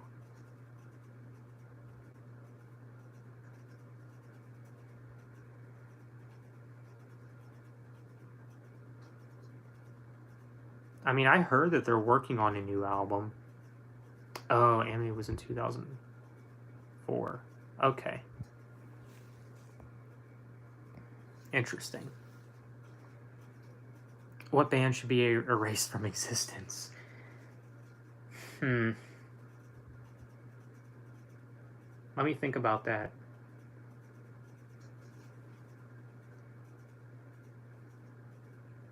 There's not really many bands that I hate necessarily, so that's a tough question.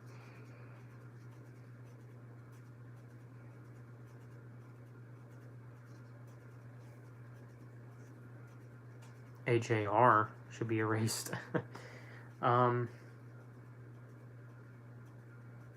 Maybe Asking Alexandria. Probably something in the emo category. I don't know.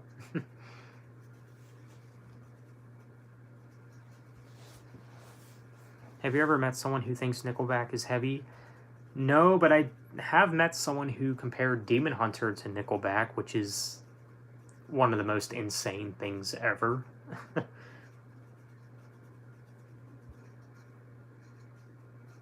Nickelback is the heaviest band in the universe. Asking Alexandria isn't real emo. I'm still not a fan of them, though. Oh, Volbeat, the man's voice is beyond horrible. Oh, gosh. No one would miss Asking Alexandria. True. I've listened to one of their albums, and I'm just like, wow. This totally sounds like something I would have been into, like, years ago.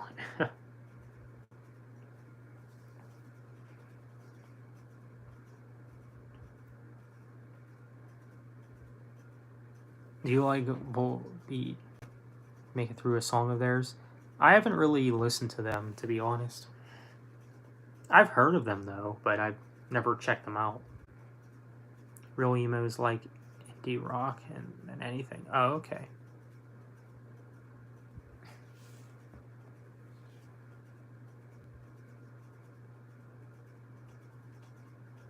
The problem with Asking Alexandria to me is they can't make a catchy chorus. Well, neither can death metal, and somehow they seem to make it good. But I don't know. I think their sound's just kind of edgy for me. I mean, not everything has to be catchy in order for it to be good, but I mean, I see what you mean.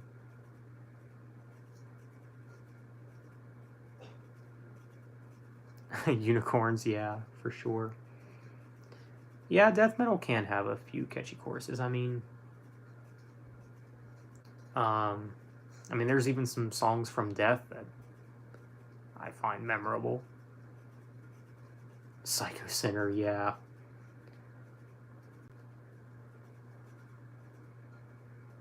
Zombie Ritual, yeah. Yeah, metalcore with clean vocals, choruses. It's kind of what we look forward to. Yeah, fair enough.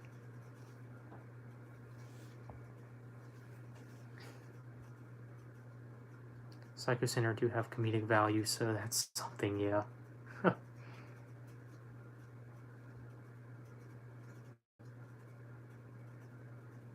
Asking Alexandria is more hard rock nowadays, but I listen to them somewhat. I wouldn't say they're my favorite band because other bands I know that are better. Yeah, for sure. Colony, the song by In Flames, is really catchy. I love how it says, it says, a world in my world over and over. Yeah. Yeah, Colony is one of In Flames' best, for sure. I mean, really, you can't go wrong with any of their 90s stuff. The best black metal band is on a dance floor. Yeah, no doubt about that.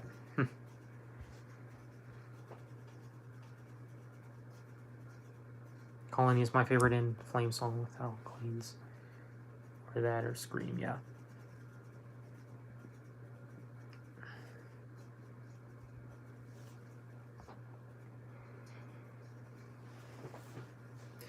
My favorite In Flames song ever actually might be Artifacts of the Black Rain, which is, of course, from the Jester Race.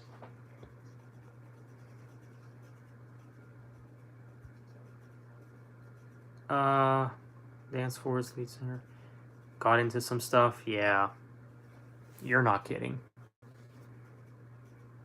Scars of the Crucifix is edgy. Never even heard it.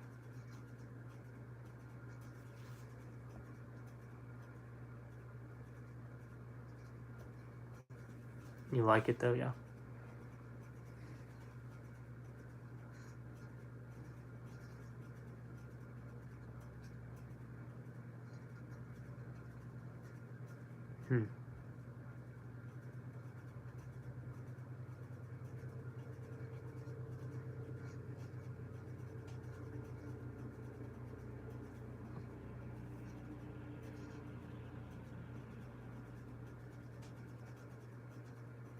But yeah, I mean,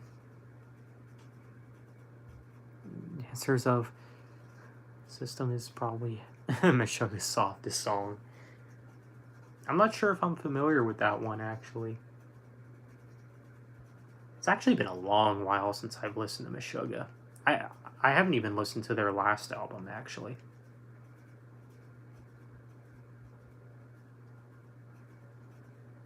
Oh, it's the last song on Obzin. Okay.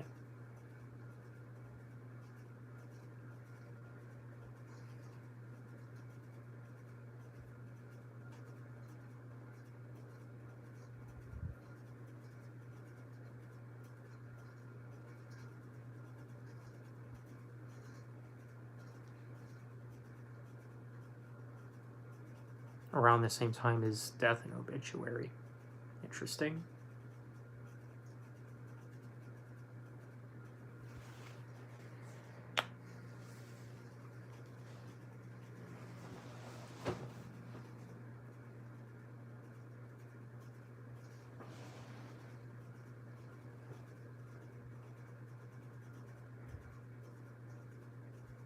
Favorite live album? I have a few, actually. One of them would be Live After Death by Iron Maiden. Another one would be Exit Stage Left by Rush. Those are two that definitely come to mind. What else is there? I don't know.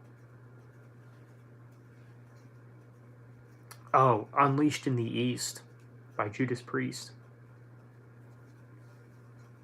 That's another good one. That's probably their best live album, too.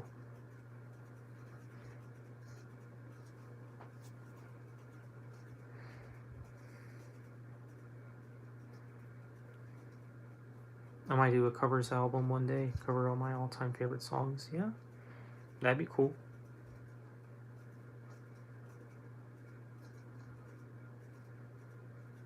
Would you continue listening to RC says conservatives aren't welcome to listen to their music anymore? It's happened to some artists on Twitter. Yeah, you know what's interesting about that question, Ridge, is I was actually saying before, it's stupid how people tell you not to listen to a certain band because of your political affiliations. I mean, yes, I will admit, the reason I'm not listening to Todd Latour's era of Queensryche anymore is because of his insanity, but, you know, you do have to draw the line somewhere. I mean, it's okay to listen to bands that you don't agree with lyrically or anything, I think. But I do believe that you have to draw a line somewhere. And I do understand that music is always up for interpretation as well.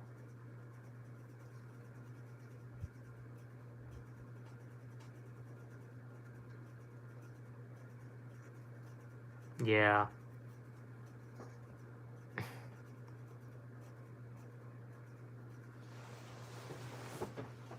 You heard he's pretty extreme, yeah. I mean, a lot of these bands, and not even just bands, but like celebrities, YouTubers in general, like they might not upfront tell you that, hey, if you support this and that and this and that, don't watch, listen to my material. They might not upfront tell you that, but they might as well say it. They might as well. And that's how I feel about the Todd Latour situation. I mean, it's like, you might as well be saying, don't listen to my music. In fact, he might have said that to people. I don't know.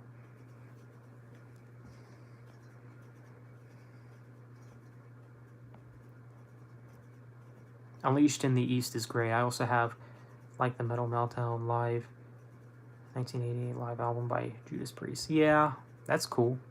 Yeah, I might eventually collect all the live stuff from Judas Priest as well.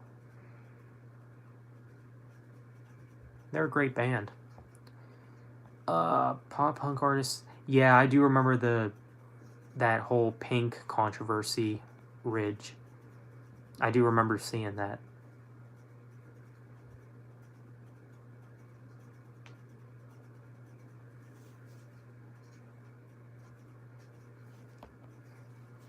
Funny thing is, I bet none of these artists would say that when they were small. They only say it when, yeah, exactly, because if they say it when they're small, then that would just alienate the heck out of their fan base, you know?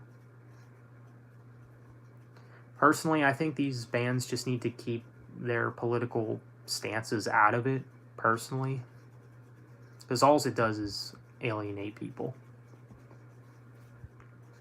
Do you still listen to Pink after that?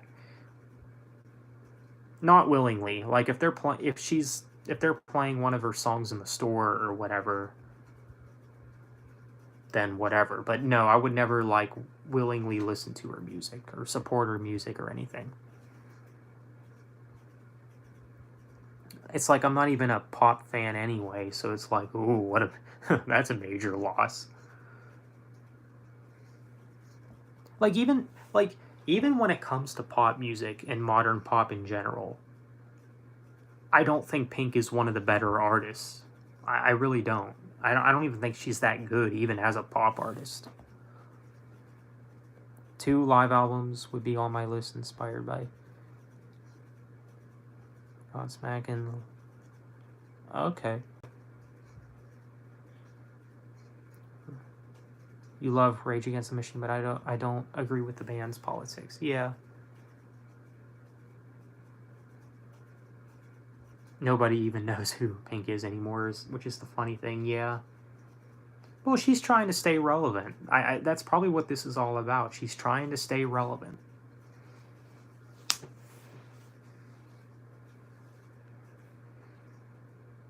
Because, you know, a lot of them believe that, you know, bad publicity is better than none, you know.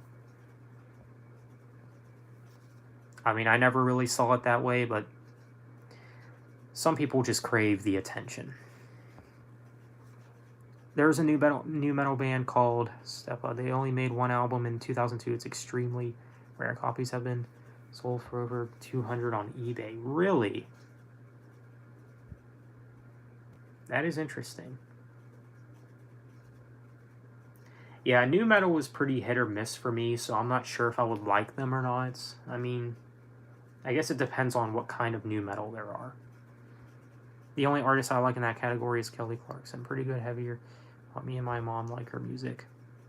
Yeah, I mean, obviously, if you had to make me listen to either Kelly Clarkson or Pink, obviously I'd go with Kelly Clarkson. But it's not like I really listen to her. Only one copy went for 500. Wow. That is really something. I think the most money I ever paid for a CD on eBay was actually one of my most recent purchases. It was like around $30, but it's not an easy CD to find. So for 30 bucks, figured why not. It's actually Obituary's World Demise. I don't know why that album is so hard to find anywhere.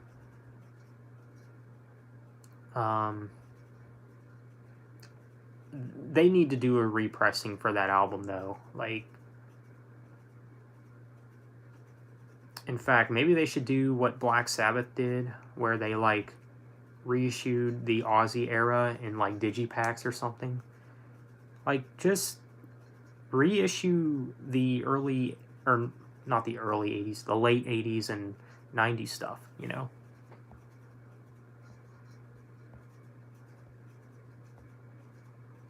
Almost paid for, most I've paid is 35 for We Are Not Alone, Red Edition. Interesting. Yeah, I think I did know you had that one. That's pretty cool. I mean, I'm sure it'd be cool to own rare things like that, but $30 is not the most I've paid for a CD. I'd say 50 is. I paid 50 for Demon Hunters Outlive. I also paid 50, or around 50. I think it was around 50 for Exile, my pre-order for that. And I also paid around that price for Fear Inoculum by Tool, which I kind of regret spending that much now, because you can find the album anywhere now, which is weird. You could probably find it now for like $35 in a store. But you would have to get the booklet edition. I have the version that comes with the screen in it. I actually think those editions are more rare. The ones with the screens.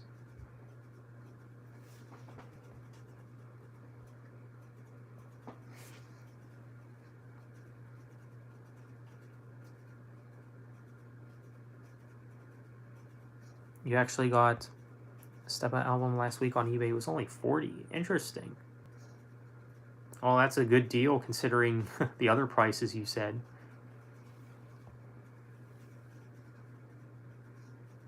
Speaking of Pink, titles greatest hits album so far, like, bruh. I don't know. Honestly, out of everything I've heard by Maynard, favorite is Talk. Not anything from Tool. Yeah, I'm not really into Perfect Circle. I do like Tool, though.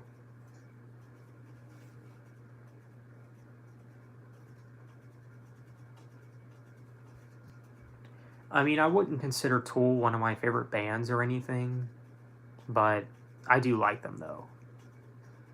Very good, complex music. Have you heard Breaking Benjamin's Sober cover? I might have, actually. I might have to go back and recheck it out. Sounds like Hybrid Theory era Linkin Park with less electronic parts. Interesting. Is Tool in your top 10 favorite bands? No, probably not. Maybe top 30. But yeah, definitely not top 10, though. There are definitely a lot of bands I prefer to Tool. I mean, I like Tool, don't get me wrong, but I really have to be in the mood for them.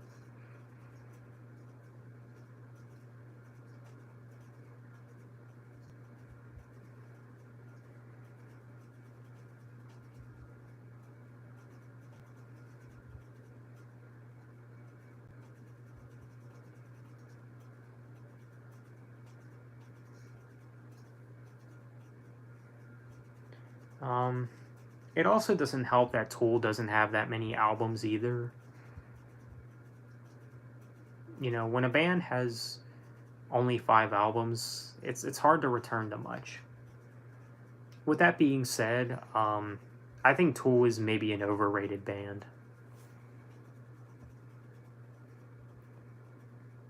Last Tour on Earth by Marilyn Manson is a good live album. Okay, interesting. Yeah, I don't listen to Marilyn Manson. Metallica isn't close to one of my favorite bands, but they're a band I think every metalhead should pay respects to, just like Elvis or Led. Yeah, Metallica would be in my top 10, maybe even top 5, actually.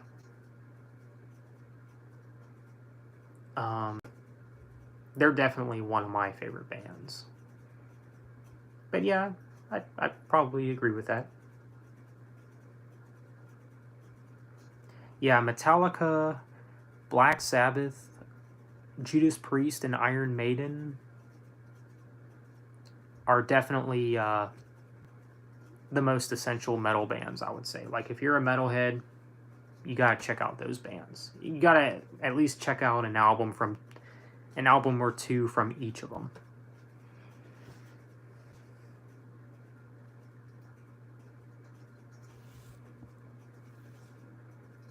Yeah, I hate Marilyn Manson, dude. Didn't he also give one of his fans crap for wearing an Avenged Sevenfold shirt? I think I heard that somewhere. It's like, dude, why does it matter?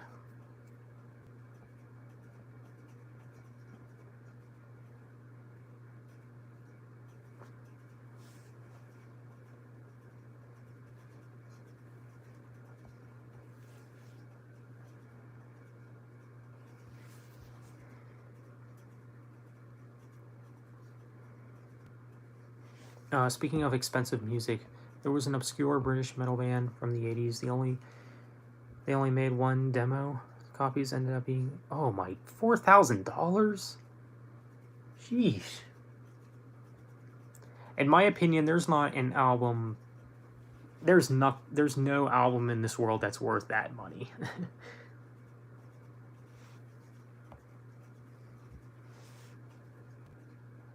That's just insanity, man.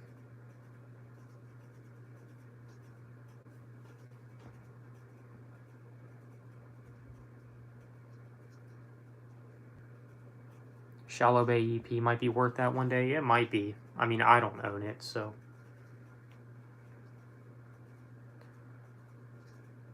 Tool puts on a live show. That's cool. Yeah, I've never seen Tool live, but I'm sure they would be very cool to see live. Demo only has 3 songs.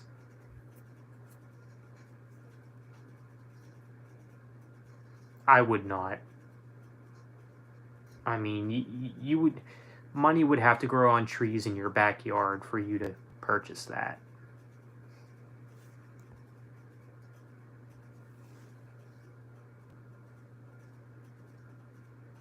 I've heard Tool sounds best. Yeah, I've heard that Tool. I heard that too, Max.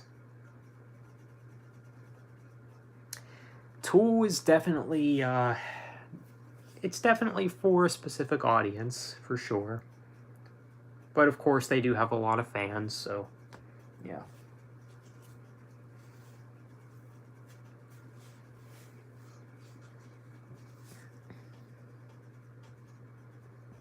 They're definitely more complex than like Dream Theater and stuff, I would say.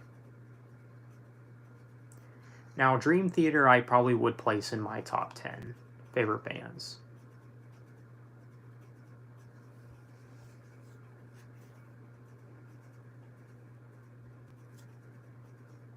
There was also an obscure metal band from Iceland. Their album got sold on Discogs for 9,000.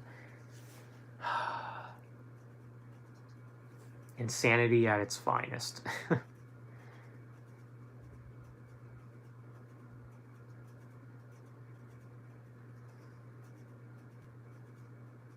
Or would you put Queensryche top 10? They wouldn't be in the top 10, not anymore. If it was still 2019, yes, Queensryche would probably be in the top 10. You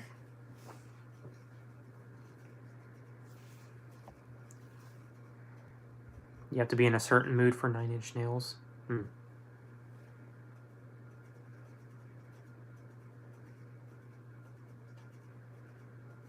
But yeah, I'm not a fan of Marilyn Manson at all.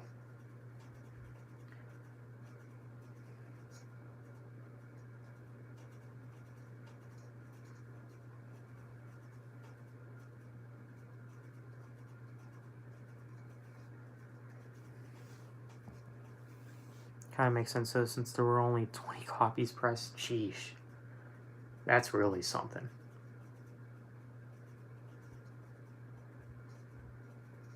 But yeah, I did feel like I got kind of lucky with that Obituary CD though, because I got that for around like $30, and I've seen some other prices for it where they're charging like in the hundreds, like. So it's like, I think I did pretty good. Even 30 is a little much for one CD, but I figured, hey, I'm probably not going to find it cheaper anywhere else, so I'll go ahead and get it.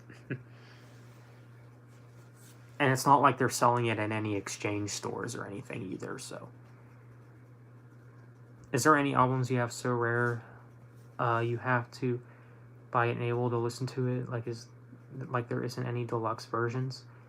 Well, I do have that So Cold EP, and there is some live versions on that CD that you can't buy like on iTunes, or I don't even think it's available on Spotify or anything, so, or at least I imagine it wouldn't be, so. And you know, Tool's music was like that for a while too. Before Fear Inoculum came out, the only way to listen to their music was to buy it. Like, you had to go out and get the CD. They didn't have their music on iTunes or anything like that. I kind of wish they would have still stuck with that idea, though. Because there's just something so exclusive about that, you know?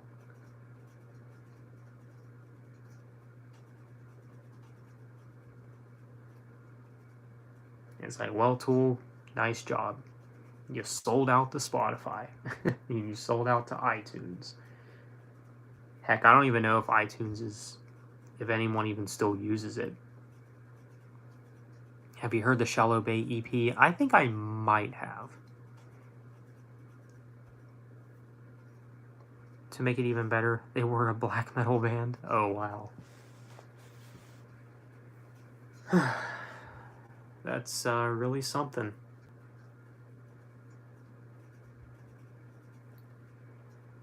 But yeah.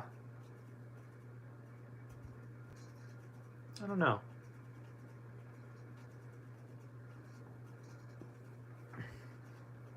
You know what band I do find kind of underrated, though? Is Asia.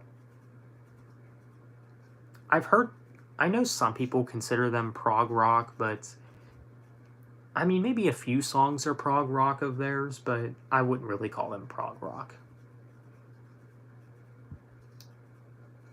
I just call them like 80s rock. Kind of similar to like Def Leppard and that kind of sound. Have you heard Breaking Benjamin's demo? I don't think I have. I don't know who would be in my top 10 favorite bands list currently, but I know Rage Against the Machine would be on there. What's your favorite Three Doors Down song? I don't really listen to Three Doors Down. Do you like Rob Zombie? I do not. The Vapors? Nope. I don't even know if I heard of them.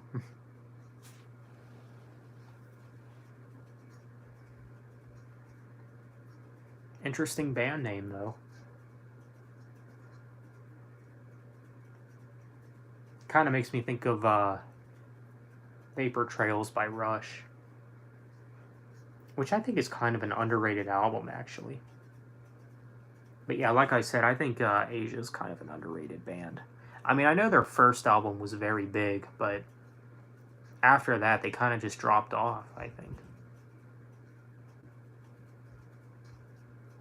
Hmm. Interesting. Um, and I'll be honest, I kind of like some of the John Payne stuff with Asia. I kind of like some of that stuff more than some of the John Wetton stuff.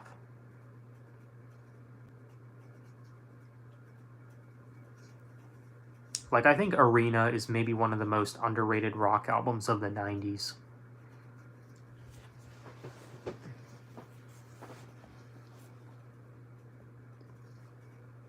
The so-called EP is on Pandora last time I used it.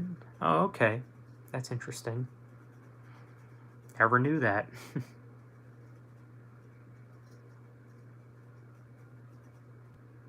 Do you like the Police?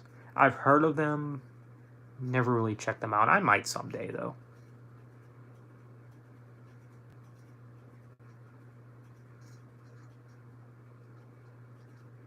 I mean, I know I've heard of their music before.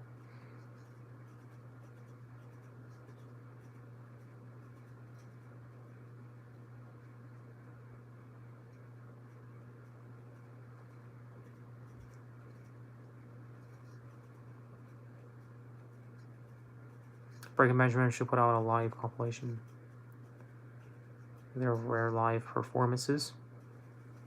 I mean, if they did something like that, I would definitely check it out. But I can't say that that's something that I'm really craving. You know.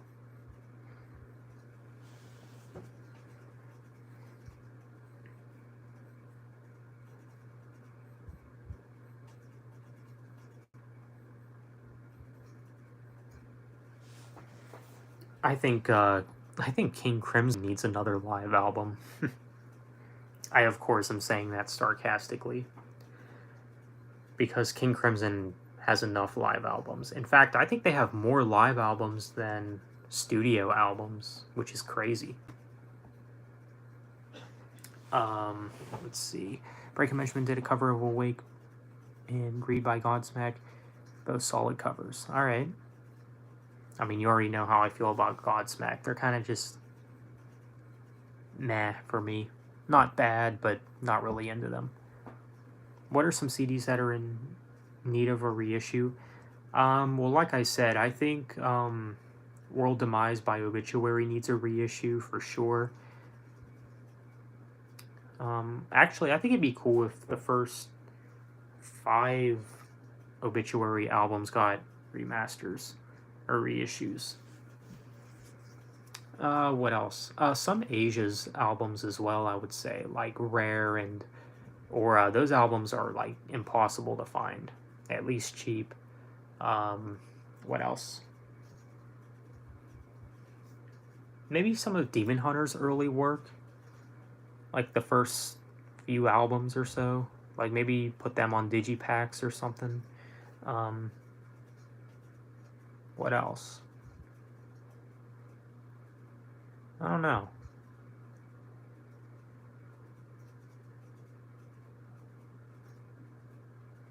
But yeah, that not overkill, Obituary album I mentioned is definitely in need of a reissue for sure. That's without a doubt. What's Rush's heaviest song?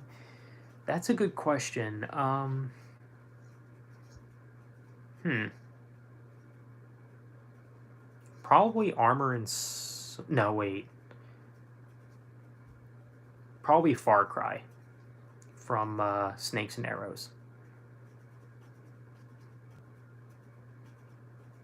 Their later stuff is especially is pretty heavy. Like it's almost like progressive metal in their more recent stuff.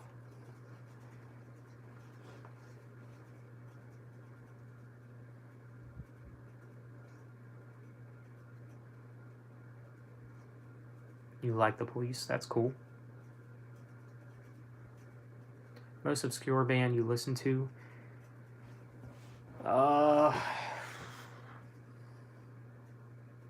What do you mean by obscure? Like um, like most out there band, or band that's, you know, that's not as well known as others, or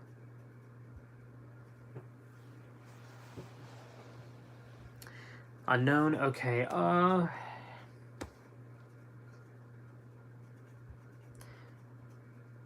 probably Vigester, and I'm actually friends with those guys in real life, actually.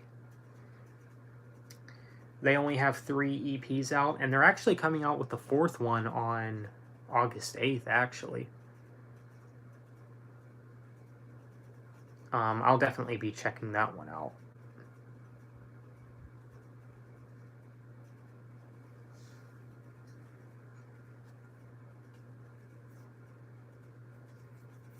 Yeah, it's cool that they're putting out another EP, though. But yeah, they're a pretty small band, so they don't do albums. They only do EPs. But they're pretty good. They're pretty quality stuff. Jewel cases or digipacks. They actually come in. Oh wait, are you asking about which I prefer? Okay, I thought you were asking about the Vigester music. I definitely prefer jewel cases. But if something comes in digipacks, I wouldn't complain. Hi from Wisconsin. Well, hello. Reality is an illusion. Welcome. You did show up pretty late, and I don't know how much longer I'll be streaming, but yeah, cool that you showed up, though, nonetheless.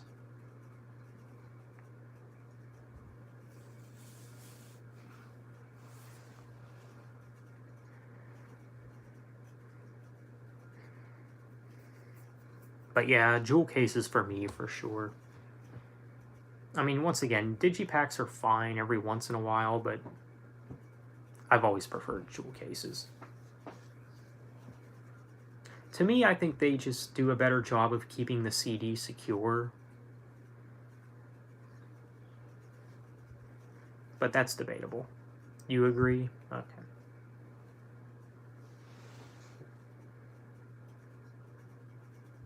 Yeah, a lot of bands nowadays seem to like to do digipacks for some reason.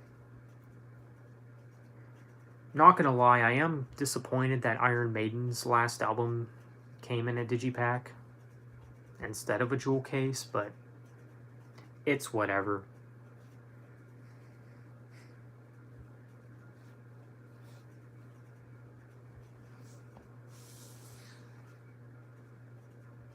How many CDs do you have in your collection approximately? I don't even know the number. I wouldn't be surprised if I'm at 1,000 at this point yet, though. I'm definitely in the hundreds, but I don't know at what point, though. I haven't even counted my CDs in such a long time, to be honest.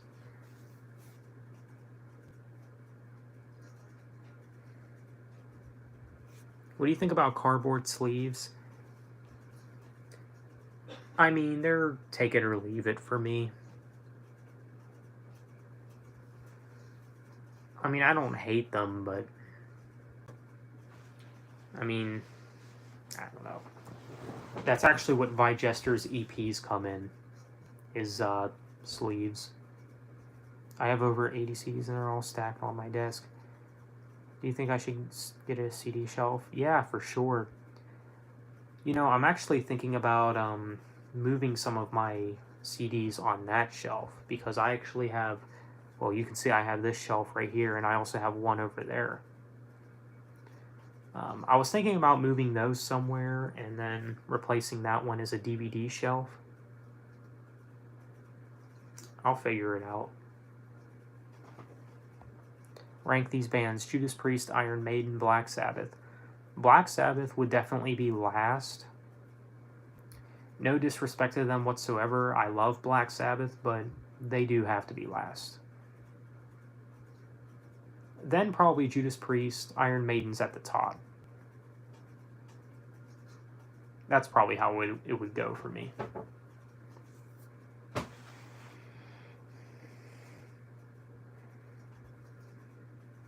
I mean, I thought about putting Judas Priest at the top, but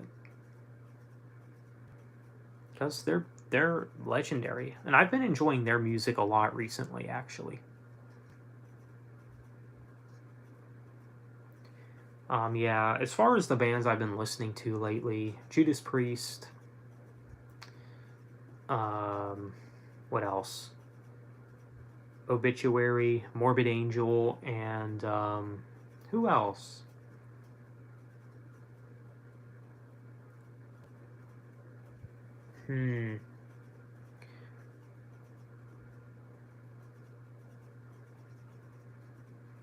Yeah, who else have I been listening to?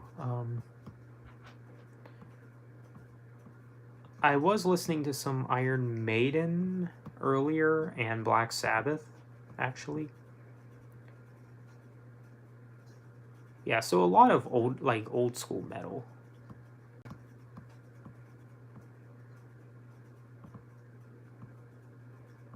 Rank these bands: Scorpions, Thin Lizzy, and The Who. The only one that I really know about, or at least heard music from, is Scorpions. They're okay. The other bands I'm not really familiar with, though. But I know I've heard of them, though.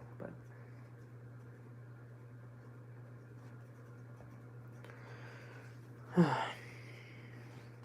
what up, man? Yeah.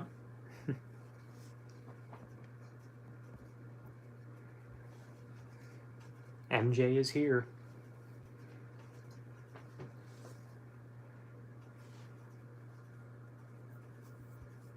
Been listening to Arch Enemy, Looking Hoyle, Deftones, and some other bands. Was listening to Cradle of Filth a little earlier. That's cool. Yeah, you're a little late, MJ. Because I was thinking about wrapping up here shortly. I mean, I've been going for a little over 2 hours now, I think, so. Are you getting ready for the fall? You like hot summer and hot weather? I don't. Yeah, I mean, I'm actually kind of looking forward to the fall for some reason.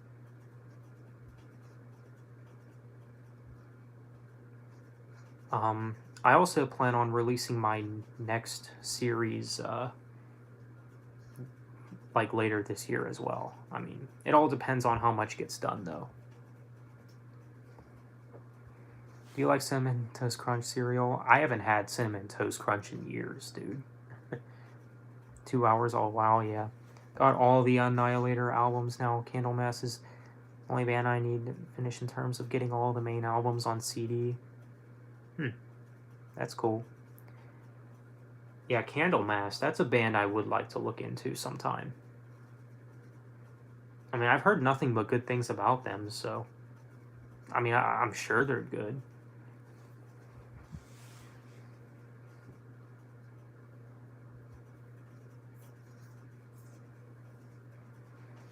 Yep, 2 hours.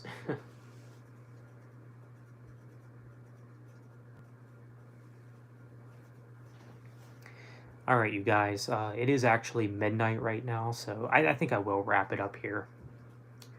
So, yeah, thank you all for joining, and if you were late, I do apologize. That's your problem. No, I'm just joking. Candlemass is great, their doom metal, their album Nightfall is awesome. Yeah, that's what I've heard. They sound like a mix of Tony Martin Sabbath and Ozzy Sabbath. That's cool.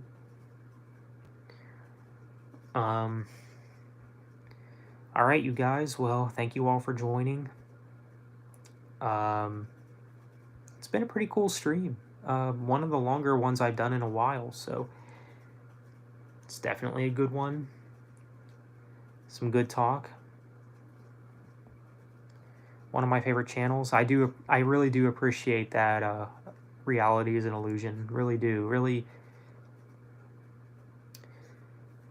makes my day. 12:06. Yeah, it's 12:06 here too, actually. But yeah. thank you all for joining, and have a good night.